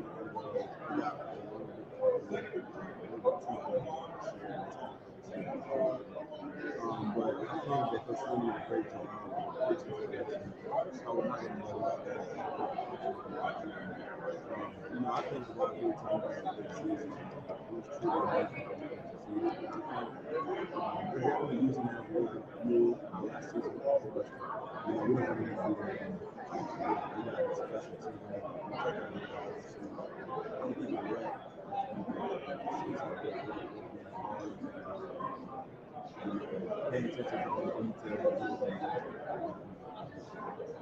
Jordan Mcfadden joining us here on the Rob Brown Show and the Fan Upstate. You were eligible for, and a lot of folks thought you might jump to the draft this year and have an opportunity to go to the next level. You decided to forego the draft, stay with the team, give it one more shot. What motivated you to come back for one more year and wear orange? Yeah, I definitely came back because just being around this culture, I know it really does sound cliche. The culture here genuinely is really people. And being we had people back at the team who had decisions to make. I thought we all realized what we could do this season. So guys really wanted to come back and be special. And I think we're So I'm glad you brought that up about the culture, because when I got here, I've been here a couple of years now, I started having people talk to me about the Clemson family and the mentality behind family and all that. And I think every university's got their catchphrase and their phrase, but from what I got told, it's just different at Clemson. And other parts of the country, people go, that's hokey, that's it's just a cliche, etc. From somebody that's in the program, and in the program to the point that you decided the NFL can wait another year, I still want to be a part of this. Why? Just because of how people treat no one's going to there's little things to do. We go to the movies every time. People stay back and clean up the movie theater. There's a little thing like that. Show people how much you care about them. Just because we're Clemson, we're not being a part of that, being selfless, being others, and something that my mother instilled in me. Being a part of We're talking to Jordan Mcfadden, offensive lineman for Clemson. All right, let's talk a little football. Let's talk a little bit what you guys want to accomplish. I think Will Shipley is a running back / wide receiver / kind of Kamara McCaffrey style back. I think that dude's got like New York City at the end of the year potential, but obviously that starts and ends with you guys. Knowing the amount of talent you guys behind you with DJ, with Will, with all these wide receivers that I think are going to break out this year, what kind of pressure do you feel to make sure that they've got the opportunity to shine and, more importantly, put points on the board? Yeah, I would say pressure. We want, like, I'm not just going to do it for our team. Knowing that what we have that's good position, we want to be good. We know that we do our part. We're all on this team. I think guys are really good.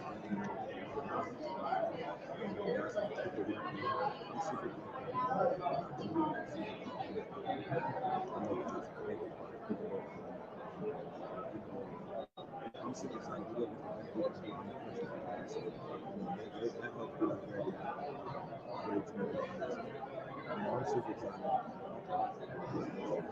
Talk to me a little bit about the attitude, the mentality of this team. I mean, we talked about last year. Hey, man, rearview mirror, right? Got to look ahead to 2022.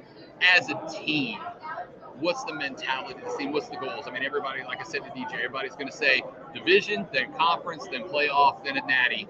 But going into this, knowing that there's a lot of football between here and that last poll that decides where you guys finish up, what's the mentality Dabo and the rest of your position coaches have instilled for you guys to get you ready for the season?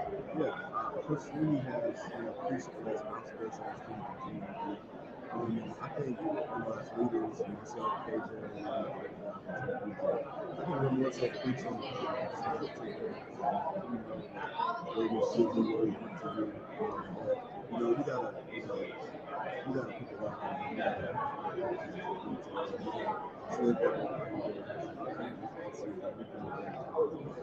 Making sure everybody's touching the line, everybody's getting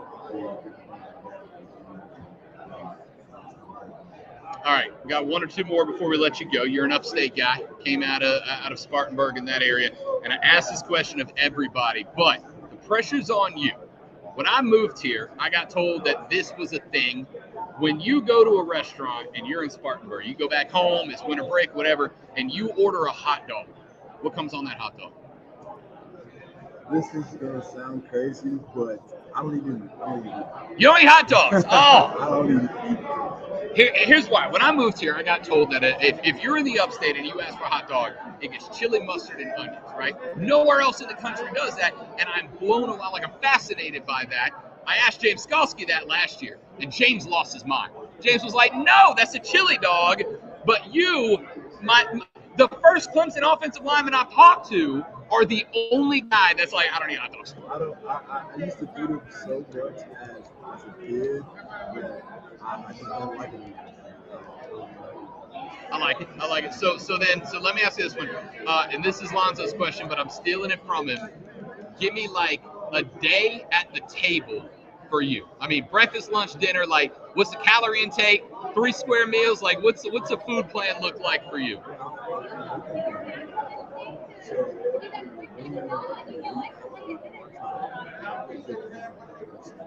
We'll work out in the morning, come eat some breakfast, over the grilled chicken, maybe some hash browns, something like that, some turkey bacon, grab some fruit. That'll probably be it for breakfast.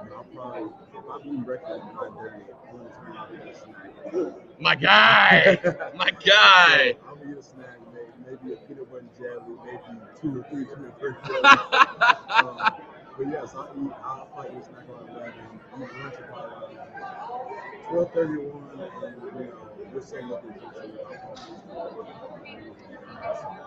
They'll have different things for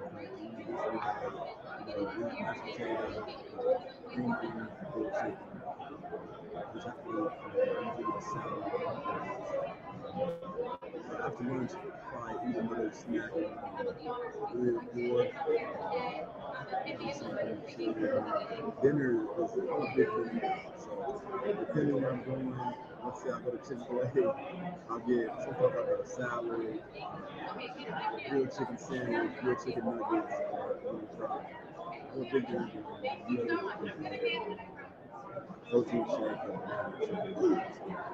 There's a lot of food that goes in the bike. I like my guy hitting a snack of like 2 or 3 peanut butter jellies. My dude. Jordan Mcfadden, my man, I'm looking forward to covering you this year. I know you guys are going to be on the warpath. I appreciate your time, big dog. Good luck. You got it. Jordan Mcfadden, ladies and gentlemen, offensive lineman for Clemson, joining us here on the Rob Brown Show and the fan ups. So I don't know if you caught that. You had the headset off, so I had to steal the question of, give me a day in the food life of Jordan Mcfadden. My man dropped on me, I eat an enormous breakfast with eggs and bacon and potatoes and the whole lot, and then dropped on me that then an hour and a half later, I have a snack of 2 to 3 peanut butter sandwiches. Jordan Mcfadden has just made it to like top tier Rob Brown Show guest material at this point. You know, Rob, I mean, that's what you do when you're an offensive lineman, especially for a big school like Clemson. You got to keep your weight up. It's not a matter of losing weight. You got to keep your weight up. Have you seen offensive linemen and defensive linemen, big guys, when they leave football? They slim down pretty quick because they stop eating that much protein and all that kind of stuff. Lonzo and I being I was a defensive line, but I was defensive end, and it's a little bit different for the ends than the interior tackles, the guys who eat up space. I just, like, even back in my day, we had a place called Buffalo's Reef, and after practice on Thursdays, we would go to the Reef, and we would do wingding, which was, you pay like $25, and it's all the buffalo wings you could eat. And back in my day, so I'd put 55, 60, 65 wings a day. Even then, I don't know that I ever thought I would go breakfast at 9:30, plate of breakfast, offensive lineman plate of breakfast at 9:30, and then an hour and a half later, for a nice little snack, I'm going to bag down 2 or 3 sandwiches before I go work out. That is just a man's food diet right there. Well, I didn't want to, because I was discussing with engineering a little problem, so I couldn't jump in. I would have asked if he trimmed the crusts off, because it's really important as far as PB&J goes. And what kind of peanut butter, creamy or crunchy? What kind of jelly? I mean, there's a lot of questions, a lot of places you could have went there. There is. And those are all offensive lineman questions. And I dropped the ball on that because, Yeah, and me, being the idiot that I am, I decided to ask him questions about football. Yeah, what a waste. Well, you know what? The questions that you ask are probably some of the best questions that he's going to get all day. He laughed about it. He thought it was funny. All you people stick to sports people. These are people too. Yeah. They're real people. Just like me asking about Dorman, because I know you went to Dorman, and I'm trying to prepare you for when you go to Dorman. And we can't prepare you until you actually go to Dorman. And then I guarantee you're going to come back and go, yeah, that's a lot bigger than what. And the fact that they're going to expand, it's already a campus. I mean, Clemson's probably not that much of a big step for him after coming from Dorman, the size of that place. Dorman U. Can't wait. If you see it from the highway, you think it's a college. And they also, if I recall, they run down the hill to go to the field because it's in a natural bowl. Also, we got some practice. It's a natural fit for him. Yeah, it is, for sure. By the way, Lonzo. Yes. Owen and I just spotted a ginger mullet in the wild. Yes. A ginger mullet. All right, so what? ACC Media Days is lit, baby. All right, hold on. So you think it's a player? So let's speculate. No, he's either a player or he's covering the team because he's got the what was it, a Wake Forest logo? I didn't catch the logo. Owen and I are going to hunt this down during the break here. Yeah, well, let's speculate. Who do we think? Where would Mullets go to college at in the ACC? Oh, man. Well, Clemson's one, but I mean, one. yeah. Pitt is definitely No, one. no, Pitt is I don't. definitely one. Maybe. Pitt, listen. Pitt is not in like big time city, right? I would say Virginia Tech is a definite. There we go. That's Tech's a definite. NC State is NC State. No, that's no, Tobacco Road. They're Yeah. better than that, or they think they are. I'm going Virginia State right now. Virginia Tech are your bets. I think those are your bets. We'll find out. I said Virginia State. I know. I meant the state of Virginia. It makes more sense that a mullet would come from that. All right, here's what we're gonna do. Here in just a minute, we're gonna run to our top of the hour break. Want to thank Justin Ross, everybody at Clemson, DJ Uyunglele for joining us again, Jordan Mcfadden for joining us again. Phenomenal stuff. I will have those interviews posted for you coming up here in about 2 hours. When we get off the air, I'll get those cut up and added. So if you missed the interview with DJ Uyunglele or Jordan Mcfadden, I'll have those for you shortly after we go off the air. When we come back from the break, however, Owen Watterson's going to jump on with us for a few minutes.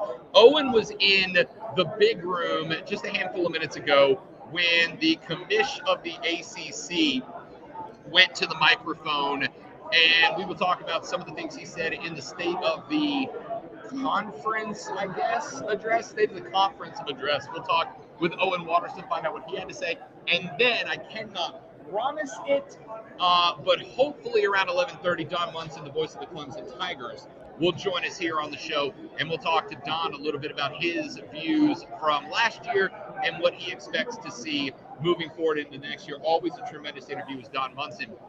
So we'll try.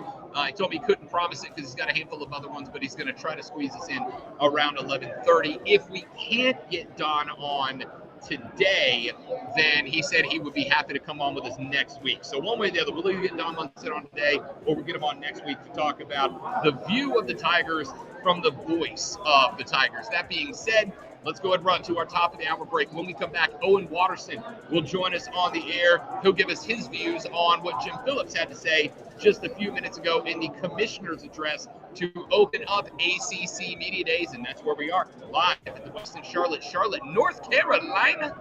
We are live at ACC Media Days for the Rob Brown Show. This, my friends, is the Fan Upstate.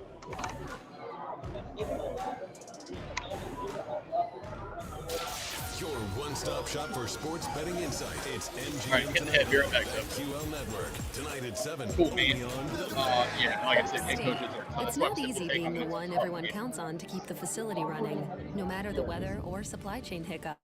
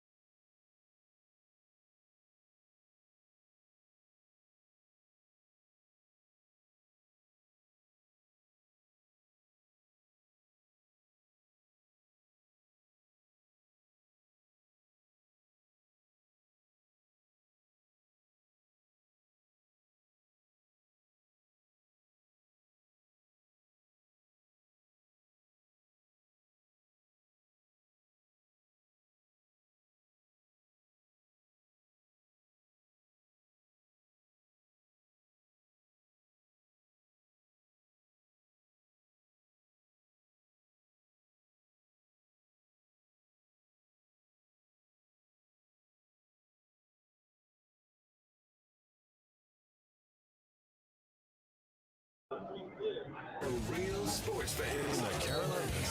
CBS Sports Radio. Always live on the Free Odyssey app. Warning. Man, check this out. You're on official Rob Brown lockdown. Represents being real. Yeah. Unfiltered sports talk. Manufactured locally for the Carolinas. This is the Rob Brown Show. Get Rob. Only on The Fan Upstate. The third, the final, the best, the money hour of the Rob Brown Show. This sucks, Lonzo. Wow. This sucks. Wow. This Oh sucks. my gosh. Do you know how painful that was for me? Yeah, I saw it. Oh, Yeah, God, I feel that was gross great. right now. I feel gross. You know, right I could do it if you want. now. No, do you mind? Yeah, I can do it. Yeah, please do it. Open the show the way the show deserves to be open, please. The third, the final, the money hour. The Rob Brown Show is on your air right now here on the Fan Upstate. Now, live in Charlotte, North Carolina. That's all I needed. That's all I needed. I feel better. I feel better. I got, for those of you that weren't listening in the last hour, what had happened was we had DJ on. DJ and DJ's a great interview. Like, DJ's such a nice dude, man. Like, he's just, let me tell you how nice DJ is. I said going in, I was gonna be upfront with DJ about the way I analyzed his season last year, and I was. And I said, look, here's what I thought you lacked last year. Did you work on that? Was it something that you guys saw, et cetera, et cetera? And I was upfront and honest with him. And DJ's such a nice guy that I asked him this question. I'm like, I am an absolute butthole. But hey, we got to do the job. Anyway, we get done doing the interview, and there's a lady standing at the corner of the table. And so DJ finishes, and I take the break, shake his hand, he walks away, and she leans over and she's like, hey, I am really, really sorry, but we're picking you up on our mics. Can you bring the volume down? And I'm like, oh. And my first thought, because again, I'm Bud, my first thought was, who the hell are you, right? Like, if you're another radio station, no, right? Like, sorry, but your radio station sound doesn't take precedence over me doing my show. So, no. And then I watch her walk away. She's like one of the producers for the ACC network that has walked over here. Now, the only reason I say it's not to say like, oh, the ACC network deserves... It's TV people, man. TV people. But my thought was not the ACC network somehow deserves me to be more whatever it is that they're looking for. My thought was they are like 45 feet away from me, and they're picking me up on. And by the way, the mics that the TV dudes have, they're unidirectional mics, right? Like the mics that we all have, they're all unidirectional, which means they only pick up sound from where they're pointed. And that's why if you're on the stream at facebook.com/thefanupstate or on YouTube by searching and subscribing to the Rob Brown Show, and you look at the mics we're wearing, the back of the mic is closed off, so that the only way you can get sound, if I spin the mic around like this, it's a different sound, right? That means that the mics that they have over there are unidirectional, and that's ESPN's big dog, right? Best they can put at it, and they still picked me up from 45 feet away. Yeah, I probably need to chill a little bit. So can't go full tilt. Ladies and gentlemen, joining us now on the show is our very own Owen Watterson, who has made the trek up here to Charlotte, North Carolina. We are live at ACC Media Days on Radio Row in the Charlotte West End in Charlotte, North Carolina. Our man Owen got in the car early this AM and made the trek as well. What's up, big fella? I'm gonna be honest, being too loud up here is shocking. Yeah, shocking. I know. I could tell you, Water's way, and it's less surprising than Rob's loud. Yeah, like we know. Owen is here. He's been helping us track down interviews and generate content. He's got an article that's going to be going up on thefanupstate.com here in just a little while about the biggest headlines from day one of ACC Media Day. And I wanted to get into some of the things that you're going to put up in that. But obviously, the discussion we got about lead off, you were in the ballroom a few minutes ago for Commissioner Jim Phillips' address to the media to kick off ACC Media Days. Want to get into some of the specifics about what he said, but from hearing that address, what were two or three of the big takeaways for you from what Jim Phillips had to say. Obviously, we know about expansion right now. I've said the ACC is probably the most stable conference that's not the Big Ten or the SEC. Did he reference that? Has he taken questions yet, et cetera? What were some of the biggest takeaways for you from Commissioner Phillips' opener? Well, I think you hit the end. We were talking about how the ACC has always been probably the most reliable conference, especially here as Nick ever said, behind the SEC and the Big Ten, and it's very obvious. I'm sure behind the scenes, the revenue sharing probably that's one of the things that touched on a lot. Is that the ACC comparatively with the SEC and the Big Ten, the revenue sharing is way behind, especially considering the fact they have to deal with ESPN. A lot of people call ESPN's darling, but it's obvious they believe in the product that they are. It's obvious that this revenue sharing thing isn't going to be a forever problem. They have former national champions just the last decade too lived in this conference. It's obvious they believe this conference is onto something a little bit bigger than what it was. The thing I like about what Phil said, the describe traditional college football and the fact that this is not the NFL. This is not like such a competitively balanced sport out there in the NFL where they 8-8 every single year for the playoffs at the end of the year with advantage. That is not what basketball is. That's what college football is. I wish I would have been talk a little bit more about how they're going to protect their players, Rob, through what NIL is undergoing right now, but I'm sure that's just something we're going to have to get to. So one of the things, and you mentioned revenue generating and more importantly revenue sharing, which is again, it's a key. I mean, the reason Texas and Oklahoma jumped to the SEC is they were carrying the water for the Big 12. I mean, the Big 12 is profitable because of Texas and Oklahoma. In the Pac-12, USC and UCLA generated the majority of the money that got split up between the other schools. And in any relationship, if somebody's given most of the financial resources and getting very little in return, they are going to be uncomfortable, right? And so you've got Clemson, you've got Florida State, you've got Miami, you've got probably North Carolina, Duke to some degree with basketball, and Virginia Tech, probably right there on the borderline that all are the fish, right? They're the big fish in this pond. And now Jim Phillips knows the SEC and the Big Ten are hunting. They're looking at growth. They're looking at picking people off. They picked off the biggest names in the other two conferences. Now, the ACC is very fortunate in having that revenue generating deal, the television deal, the grant of rights that goes through 2036. But I would also say Jim Phillips and the ACC will need to be very proactive to make sure that they protect themselves, because 2036, it sounds like it's forever away. I've been out of high school 20 years. I feel like I graduated yesterday. Time flies when you're having football. Did he get into what that revenue stream and the sharing of it might look like in the future? Or does it more sound like it's kind of a, hey, we know we got to deal with it, but we're dealing with it as it comes up? Well, the problem with Jim Phillips is just as any coach would do coach speak, it's very much commissioners. Sure. I think one of the things we heard from Phillips on about 4 or 5 different occasions was all options are on the table. And that came in response to questions about realignment, revenue sharing, potential teams wanting to stay, and what the loyalty is looking like, and all the teams that are currently inside of the ACC, what the names could possibly be for the conference later on in time. But you mentioned the grant of rights, and that's the thing I wanted to get into. Somebody asked a specific question about what's going to happen when the grant of rights deal is so far off in the future. And initially, when he talked about it as if, for example, UCLA and USC, their grant right now in the Pac-12, they ended 2 years. So their pool is sitting still, holding where they're at before they join the Big Ten, because their grant of rights ends very soon.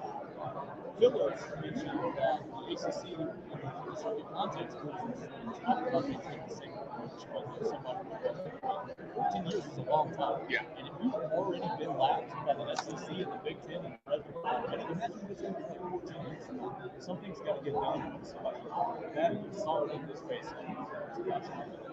Yeah. All we could say was the options are on the table. Sure. Yeah, and you know, obviously, here's what I said earlier in the show, and take what I'm saying here and fit it into what Phillips said, or don't if it doesn't. I said earlier, everybody's talked about the race to supremacy. And I think there's 2 races going on. One of them has only 2 participants, the SEC and the Big Ten. Those guys, in the way of sharing $50 million per school in the conference, they're racing to the top. The other race is between the remaining 3 Power 5 conferences, the Big 12, the Pac-12, the ACC, and then all the mid-majors. That race is just to stay relevant. It's to stay alive. It's to survive. You're not an apex predator, but you live in the jungle, and you know your job is not to be the king. It's just not to get eaten by the king at this point. And you know, I assume that if we got the opportunity to talk to Jim Phillips candidly, that Jim Phillips would acknowledge that he knows that the ACC is fighting more for survival than it is for dominance, regardless of what he says in those meetings. But was there any discussion? I mean, does he make it sound like he believes the ACC can stay in step with the SEC Big Ten, or does it sound more like, hey, we just want to exist in 2037? To be honest with you, it seemed like he was in firm belief that the ACC was not far behind, like a lot of people believe they are, which whether that is hearsay, whether it's speculate as much as people would like you to. We'll see. But I'm not too sure. Man. They got a lot to do to catch up. One of the things I want to talk about, and this is just the one outside of that, is how the ACC Ole Miss was in the College World Series in general, not being yeah, but it's 6 of the 8 in Omaha are either in the ACC or in the SEC or will be in the SEC. So they're not just dominating. And they didn't make as much noise as they like in the NCAA tournament, but had teams like LSU and Arkansas lived up to what they should have been, they were theoretically a team that could have had 3 or 4 of the Elite 8. And not only with baseball, basketball's become the same thing where we used to think of the ACC as the premier, if not the premier conference in college basketball. The SEC is almost past the up, and it's a sad thing to see. And I told our men, and I'm going to say the same thing now. I really got the vibe with Jim Phillips talk is that the revenue sharing has got to be taken care of, not because the SEC and other conferences are so far ahead, because of what that trickle down does for the rest of your programs across all other sports. Right? Football is making the big bucks, $200+ million a year, running the facilities for these programs like Alabama, even South Carolina, who are on the total ball in that conference, have world-class facilities. And all that money isn't being run right. The football team is trickling down throughout the rest of the athletic department. And I think that's what we're seeing some more SEC governments for sure. Yeah, it's an interesting conversation. You know, listen, I'm a college basketball fan. I'm a college baseball fan. I think college baseball's got the best postseason in all the sports. I'm a college sports fan. I'm a supporter of women's sports at the college level, but there is a reality that has to be addressed in all of this. The reality that has to be addressed in all of this is that the media sharing in terms of football floats everything, right? And I mean, I'm talking, as much as I'm talking for Clemson, Florida State, Miami, for Syracuse, for Wake Forest, for Duke. And Duke obviously with basketball pitches in, but for the most part, the majority of these schools, the football revenue and all that it brings in trickles down to the rest. So if your football team gets left out of whatever the new landscape of college football looks like with the expansion of the SEC, the expansion of the Big Ten, the probably irrelevance ultimately of the Big 12, definitely the Pac-12 most likely, and theoretically, potentially the ACC down the line. It's not just, we all tend to look at these conversations from a football perspective, and obviously that's what we're doing here today. But it really talks about just the ability to in some cases potentially exist the rest of your athletics department, the rest of your sports programs, if it's not figured out. So when the ACC is looking at the SEC handing checks for $50, $51, $52 million, and by the way, shocker, that's going to go up next year. And the Big Ten handing each school a check for $47, $48 million, and the ACC handing out checks for $20 million, $21 million. It's super nice that you would go to Clemson and Florida State and Miami, your water carriers, and go, hey, we love you guys. You guys are amazing. We wouldn't be the ACC without you. And that's all well and good. But at the end of the day, you got to say that to them while handing them a $20 million check when the SEC's on the phone going, we'll give you twice that and then some. Knowing that check float your athletic department as a whole, not just your football program as well. It's a tough spot to be in. I think the ACC they did something that's kind of catch-22 good bad, in that they got their grant of rights down for a decade and a half. And a lot of people at the time, myself included, went, it's a long time, man. Like, you've lost the ability to negotiate for more money as you grow. The problem is, I don't think anybody foresaw the SEC cannibalizing the Big 12, the Big 10 cannibalizing the Pac-12. Other schools now knowing that phone call could come any day now. It stabilized the ACC. That's spectacular. But now the question is, you're stabilized, how do you fight back? You're on the ground, how do you fight back? And for the ACC, you know, who's left out there to expand with that gives you a chance? I don't know that there are that many programs. Yeah, and the other thing he was talking about, he kept with this metaphor, talking about the gated community and comparing that to college football. The SEC and the Big Ten are two teams that were living inside of the gated community. That instead of just focusing on the two teams in the gated community, they focus on the health of the community as a whole, which I do agree with. But I do get the sense that while there are no doubt conversations every day, if not once a day, about what this conference can do to catch up with the rest, it did seem they know where they're at, and there's not much they can do to catch up right now. We all understand where those two leagues are in the Big Ten and SEC. We're all just trying to close the gap. Yeah. And again, you know, it's one of those things, and I gave this really, really long-winded and terrible metaphor earlier, but shut up. Welcome to the show, buddy. I talked about, you know, Paul Heyman when he introduces Roman Reigns in wrestling, because everything's wrestling to me. Talks about the island of relevancy, right? And I described it this way: the Big Ten and the SEC have built a mansion on the island of relevancy, and they're not going any down. You've got the Pac-12 and the Big 12 that see the island of relevancy in the distance. The problem is they can't really focus on rowing there because their boat's full of holes right now, and you got to patch the holes you've got, which gives up ground to the ACC, because the ACC is in the most stable lifeboat, and they see the island of relevancy, and they've got Clemson, Florida State, Miami paddling, trying to row them to the island of relevancy. And you would think, okay, they got pretty good programs, manning the oars, getting to the island of relevancy. Here's the problem. The problem is, the closer you get to the island of relevancy, you see that the SEC and the Big Ten, they're all playing in speedboats. They're all running cigarette boats around in circles around the island. And eventually, they're going to look over and they're going to see the ACC when they get a little bit closer, and that's the grant of rights deal, when they get a little closer, because, right now, cigarette boats, I know, I love this analogy. I know it's long-winded, but stick with me. Cigarette boats take a lot of gas to run. So if you see that lifeboat way out in the distance, even if they got some big heavy hitters on it, to run your boat all the way out there, pick them up and come back, it still costs a lot of money. That's buying them out of the grant of rights deal.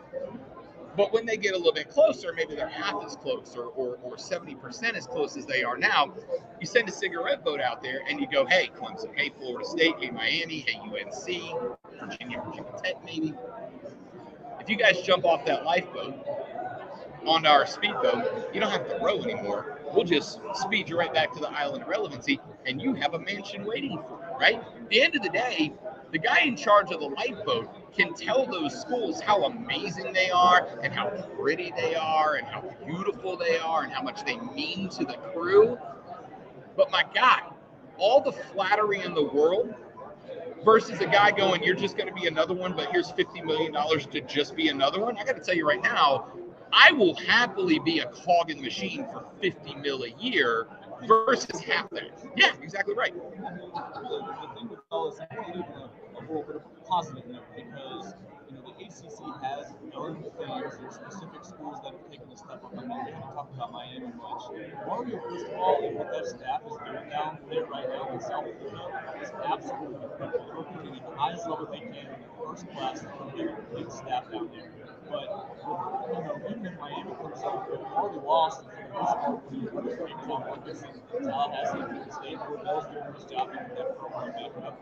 the best thing that Commissioner Bennett said all morning was that every single team in this conference is not committed to being here and staying here and making this conference better. Teams like Clemson and Miami, the way they recruit South Florida, if they are playing well, that's a big time deal. Without a doubt. Stick around for a few minutes. Owen Watterson is here with me, our own, the Fan Upstate's own Owen Watterson has been busting it this morning, grabbing some quotes and stuff for us. We'll come back. We'll continue this discussion on the backside. Coming up today, the rest of the Atlantic Division, Boston College, Clemson, Florida State, Louisville, NC State, Syracuse, and Wake Forest. We'll give you an update, maybe just some previews of some of those teams as the show continues. He is Owen Watterson, the great Malonzo back in the network studio. I'm Rob Brown, and you're listening to The Rob Brown Show. You're listening to the Fan Upstate.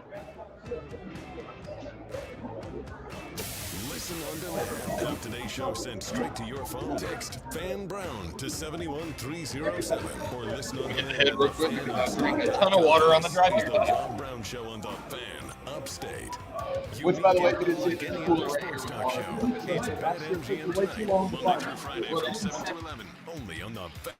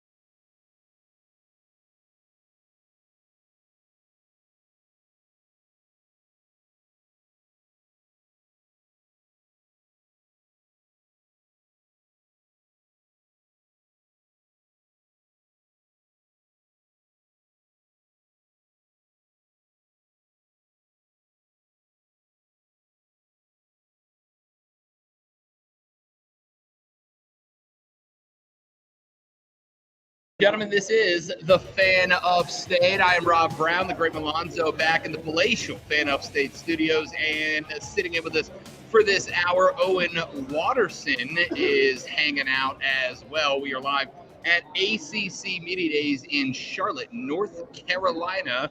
We will be broadcasting live for the next 33 minutes or so, and then we'll be back tomorrow to do it all over again. The Coastal Division goes tomorrow. Atlantic today with Boston College, Clemson, FSU, Louisville, NC State, Syracuse, Wake Forest. The Coastal Division tomorrow is Duke, Georgia Tech, Miami, North Carolina, Pitt, Virginia, and Virginia Tech.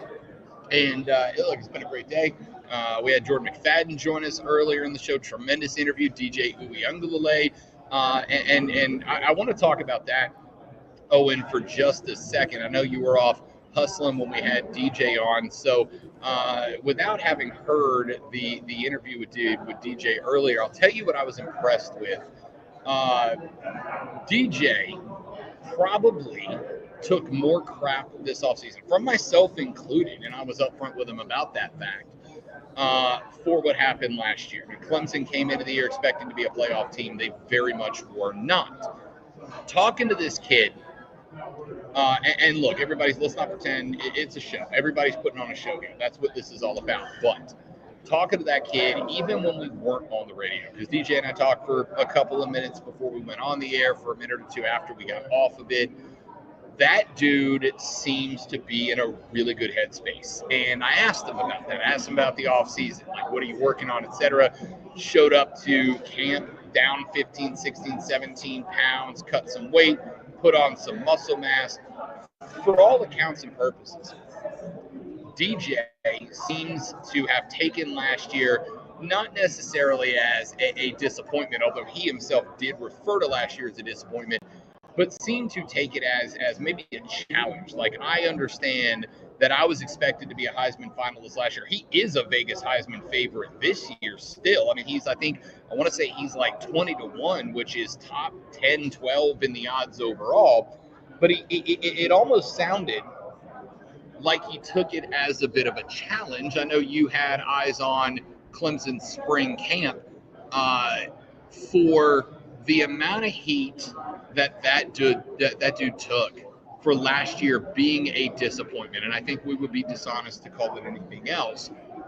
My guy seems to have a real good head screwed on his shoulder this year. Now, my theory that I want to hear your thoughts. I said coming into this that DJ, his pops Big Dave, and Davo built DJ into a national brand before DJ proved he was a national brand. And I think to some degree that may have gotten into DJ's head. He may have thought, well, Kelly made it look easy, Taj made it look easy, Deshaun made it look easy, TL made it look easy, and I'm just next. I'm the next to inherit that throne. And I think that he just got knocked on his butt last year because he wasn't fully ready. I know I'm speculating a lot based on a handful of spring camp practices, based on a 10-minute interview with the kid today.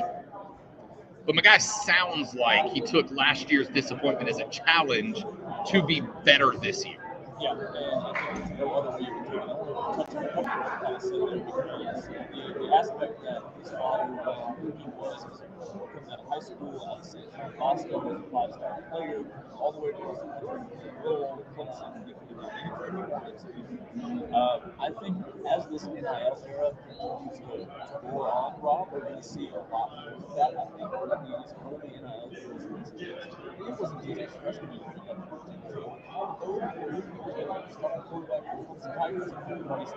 Sure. It's going to be like that. And I think for us to have seen that DJ was not the first one. Like, we're talking about the other guy down in Columbia. Yep. Went through the exact same thing as Columbia. Now, he's undefeated as his brother. So the tape's a little bit different. The tape's a little bit different. The same circumstance. Both Ivy County, Spencer on a TV show. I mean, you can't always live up to that expectation. And if you want to talk about Division I quarterback, the tools he needs, if you're going to get hit, you're going to get knocked down. The way you respond to that is all that matters. After the shooting class, which was a hit. Absolutely, to have Kate Klubnik walk on campus in January just to have more fuel to the fire. They have been complaining about it. Richardson said he's taken every single thing in stride. He's lost weight, he's worked on his mind, his mental preparation, his fortitude, and I think we're going to see that kind of like this year. Because the guy we saw in spring camp when I was covering the Tigers last year at the indoor practice facility was much more confident, down-to-earth person. I think as the season waned on last year for the Clemson Tigers, it was not the same guy. You were seeing him sling the ball in practice with, I mean, the most crisp spiral right in the middle of the net, right in the hands of receivers. To me, has always been there. But I think the mental aspect of which you said, the fact that he just thought, and everybody thought, he was just next in line. He was supposed to go. It's not how All right, so to that end, the fans don't think that way, and here's why I'm saying this. I was just in the restroom, like I don't know, half hour ago. One of the biggest Clemson fans that I know, and I said Clemson on purpose. One of the biggest Clemson fans that I know. I mentioned that we just interviewed DJ, and his first question was, "Did you ask him when he's entering the transfer portal?" And I said, "That's kind of harsh, man. You didn't do that bad." He's like, "Yeah, well." So that's how Clemson fans and the vocal ones anyway, last year was inexcusable. Even though by the standards of the league across the country, he did pretty well. Yeah, he threw some interception stuff, but they won games. And the standard has been set, and I think, and I don't know if it's a false thing for Clemson fans or what, but believing that every quarterback that comes through is going to be Trevor Lawrence or Deshaun Watson, I mean, obviously not. I mean, the next guy, Cade Klubnik, could be that guy.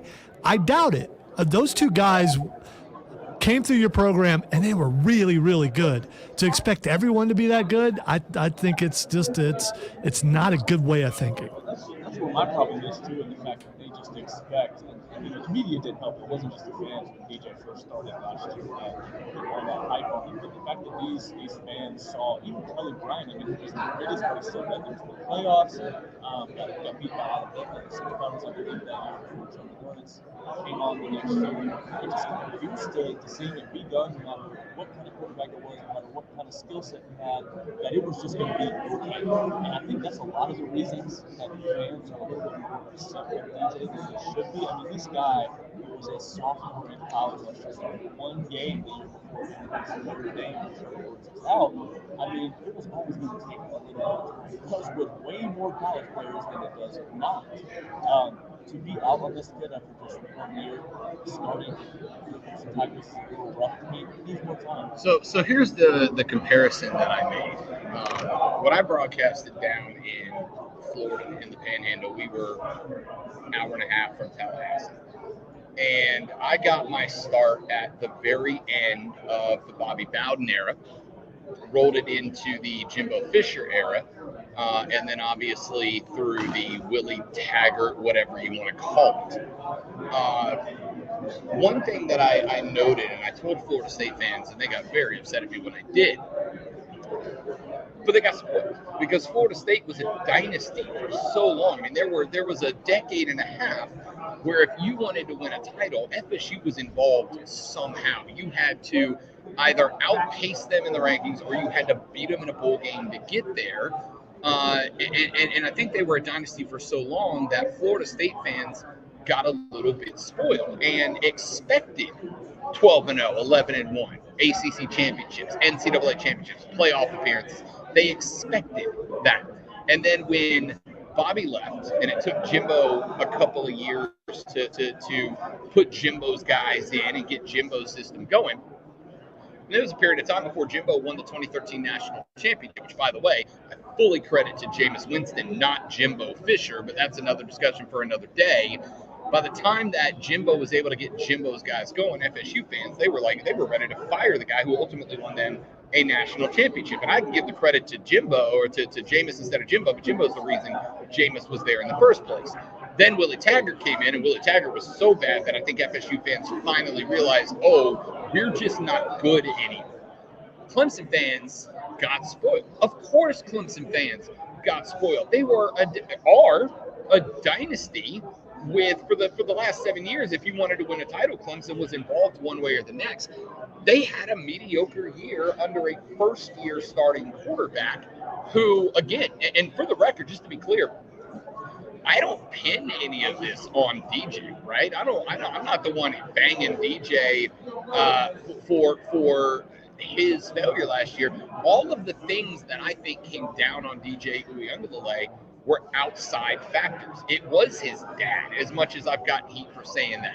It was Dabo, as much as I get. It was Clemson fans. It was all these people telling DJ, you're a legend, before he ever got listed as QB1. And so last year, when he took the field, that mentality was already there. That mentality of I'm the heir to this throne and I deserve a Heisman nod was already there. And it created the perfect situation for him to basically have so much pressure he thought he couldn't succeed. But then he took a piece of humble pie. Last year was a slap in the face. Again, he called it a disappointment, not me. And now he's looking at it going, wait a second.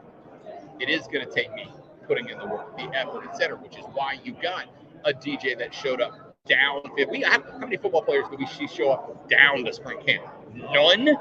DJ did. We saw, what was his big problem for me from a quarterback perspective last year? No finesse. Every ball had smoke coming off the back. What we see in spring?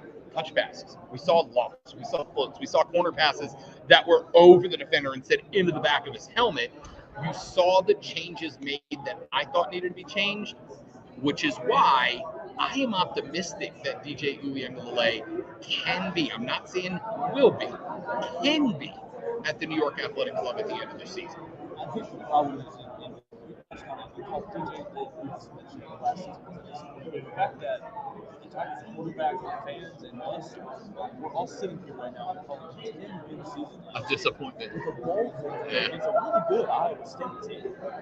The disappointment is, I think, speaks to the sport of Sure. I would say that it's an honor. Clemson fans call. I think it's an honor to be spoiled as a fan base. But you have, like you said before, State, sometimes you have to step back from the reality. Not everything that has been done in the past is good. The reason things were done that way is why we went into such ways, why we went to the national championship, because we had guys like that.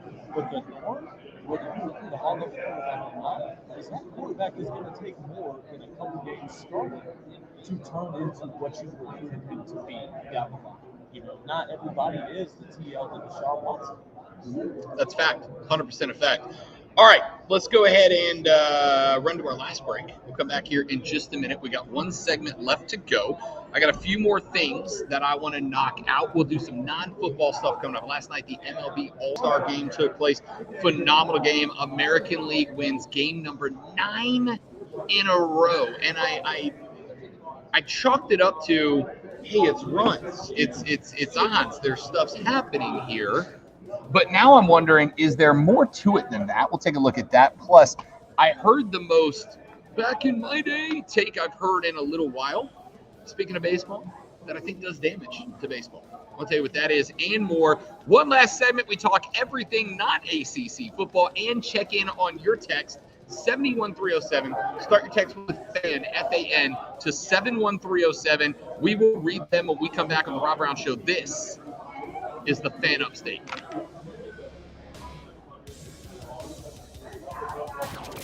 Real sports talk, real sports fans. The Fan Upstate is the sports voice of you, the Upstate.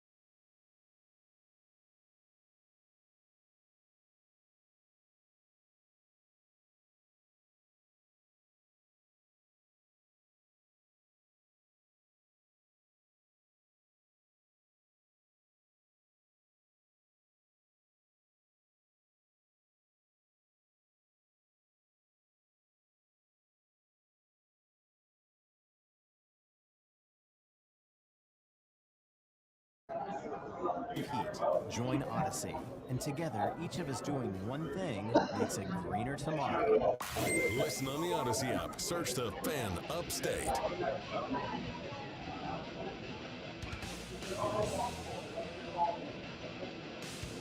All right, ladies and gentlemen, the final segment of the Rob Brown Show goes now. This is the Fan Upstate. I am Rob, the great one, Lonzo, back in the palatial Fan Upstate studios. Welcome back into the Fan Upstate. I am Rob Brown. I need you to know I have passed mildly uncomfortable into just wholesale, full-on uncomfortable at this point. Like, I am just I am restraining myself right now, and it genuinely, Lonzo, takes an effort from me. Like, it takes an effort for me to restrain myself. Yeah, there were a couple times when we were having a discussion with Owen where I almost had to say, "Hey, man, you're reaching that level. You're gonna get called back down and told to be quiet." I'm telling you, man. Like, it is. I am conscious. I literally have all my life. I've got two laptops here. I've got one set up to run the stream, which is, if you're watching the stream and you wonder why I keep looking off to my right, it's because the laptop that the stream is on. So to look at Lonzo, I can go that way. And then in front of me, I got the laptop that, I'm doing my research and got my show prep on, et cetera, et cetera. And at the top of the Word document I've got going on there with all my stuff in it is just a note that says, "Don't shout." And I have to read that like every 3 minutes. This is exercise for me. Like, I have the same anxiety that you have when you haven't been to the gym in a while, and you walk in because you're like, you finally dedicated yourself. You mean it this time. You're gonna get in shape. You're gonna get your old college bod back. And you walk into the gym, and then you see all around you like dudes that are benching like 350, repping them out, and you're like, you have that anxiety that you're like, I'm gonna have to like force myself. That's where I am right now. This is exercise to me, and I don't like it. All right, so let's go with this. The All-Star game took place last night. American League wins number 9 in a row by defeating the National League 3-2. The NL opened up scoring. Ronald Acuna with a lead-off double, batted around and in by Mookie Betts. And then shortly after that, he had the home run from the NL that put him up 2. And then Giancarlo Stanton went absolute slam, just about sent the ball into low Earth orbit. And another home run came up shortly after that, and it was all AL. The National League did not get a hit between the 2nd and 7th innings of that game. And look, as baseball games go, it's actually a pretty good baseball game for what the All-Star game is, which is a bunch of guys having an exhibition, having some fun, putting on a show for the crowd. But my question is this: 9 in a row for the American League, right? Now, DA pointed this out earlier, and I got to give him credit because he's the one that floated this, and I thought it was really interesting. There's a lot of AL fans who are claiming NL or AL superiority based on 9 consecutive All-Star games, but it's not like the American League has won 9 straight World Series, right? It's not the best team, but they do seem to have the bigger conglomeration of talent. So is there anything more than luck of the draw to the fact that the American League has now won 21 of the last 25 Major League All-Star games, including the last 9 in a row? Like, is there something more to it? Or is it just, hey, if you flip a coin 100 times, you're going to have some streaks? Great answer. The answer to that would be, it's luck of the draw. I mean, it could be coaching. It could be which side decides, I just don't want to use that player that much, all that kind of stuff. All right, the first thing that's trending on Twitter, trending topics, is Discord. So I don't know if this is the reason. I don't even know what the reason would be. Discord is a very popular online app that basically allows you to build your own, for lack of a better term, chat rooms. You can set them up with people that you invite. There's also big chat rooms. So if you're a Clemson fan, there's a Clemson Discord that you can go in, and Clemson fans can just join it and have conversations with whoever. That being said, no idea why it would be trending. All right. It is trending because you can now or will now pretty soon be able to use Discord on Xbox. Oh, I don't hate that. And I don't hate that as somebody who enjoys playing online games with other people. If you are playing with a group of people in a game that maybe doesn't allow direct voice-to-voice chat, to be able to add Discord and use that while you play is phenomenal. Like my D&D groups use Discord as a way to communicate with each other around sessions. When we're not playing, everybody's got a Discord they can go in and hang out and chat in, whatever. I actually really like that. That's a big feature for Xbox. And apparently PlayStation had advertised that they were getting it, and Xbox jumped in and got it before them. I like it. Because, America. All right, the final thing that's trending is Kenny Omega. Kenny Omega. So a memo came out yesterday that All Elite Wrestling is getting prepared for a Kenny Omega return sooner rather than later. He's been out, I guess about a year now or coming up on it. With an injury he sustained. I think it was November 2021. Yeah, it's been a while since we've seen Kenny Omega, but the sweeper is allegedly soon to be coming back to All Elite Wrestling. That's a big bump. It's a big bump, primarily because what we're going to get when he makes his return, though. Young Bucks and Omega versus Adam Cole and Red Dragon, and that could be great. Yeah, I definitely want to see that. The question is, who gets custody of Brandon? All right, Turn it off, Brendan. Yeah, we do have time for one more. Carlos Santana is trending. Didn't he have a stroke or something a few days back? He had some problems on stage. I don't think it was a he stroke, passed out. We saw Santana at CCMB Amphitheater.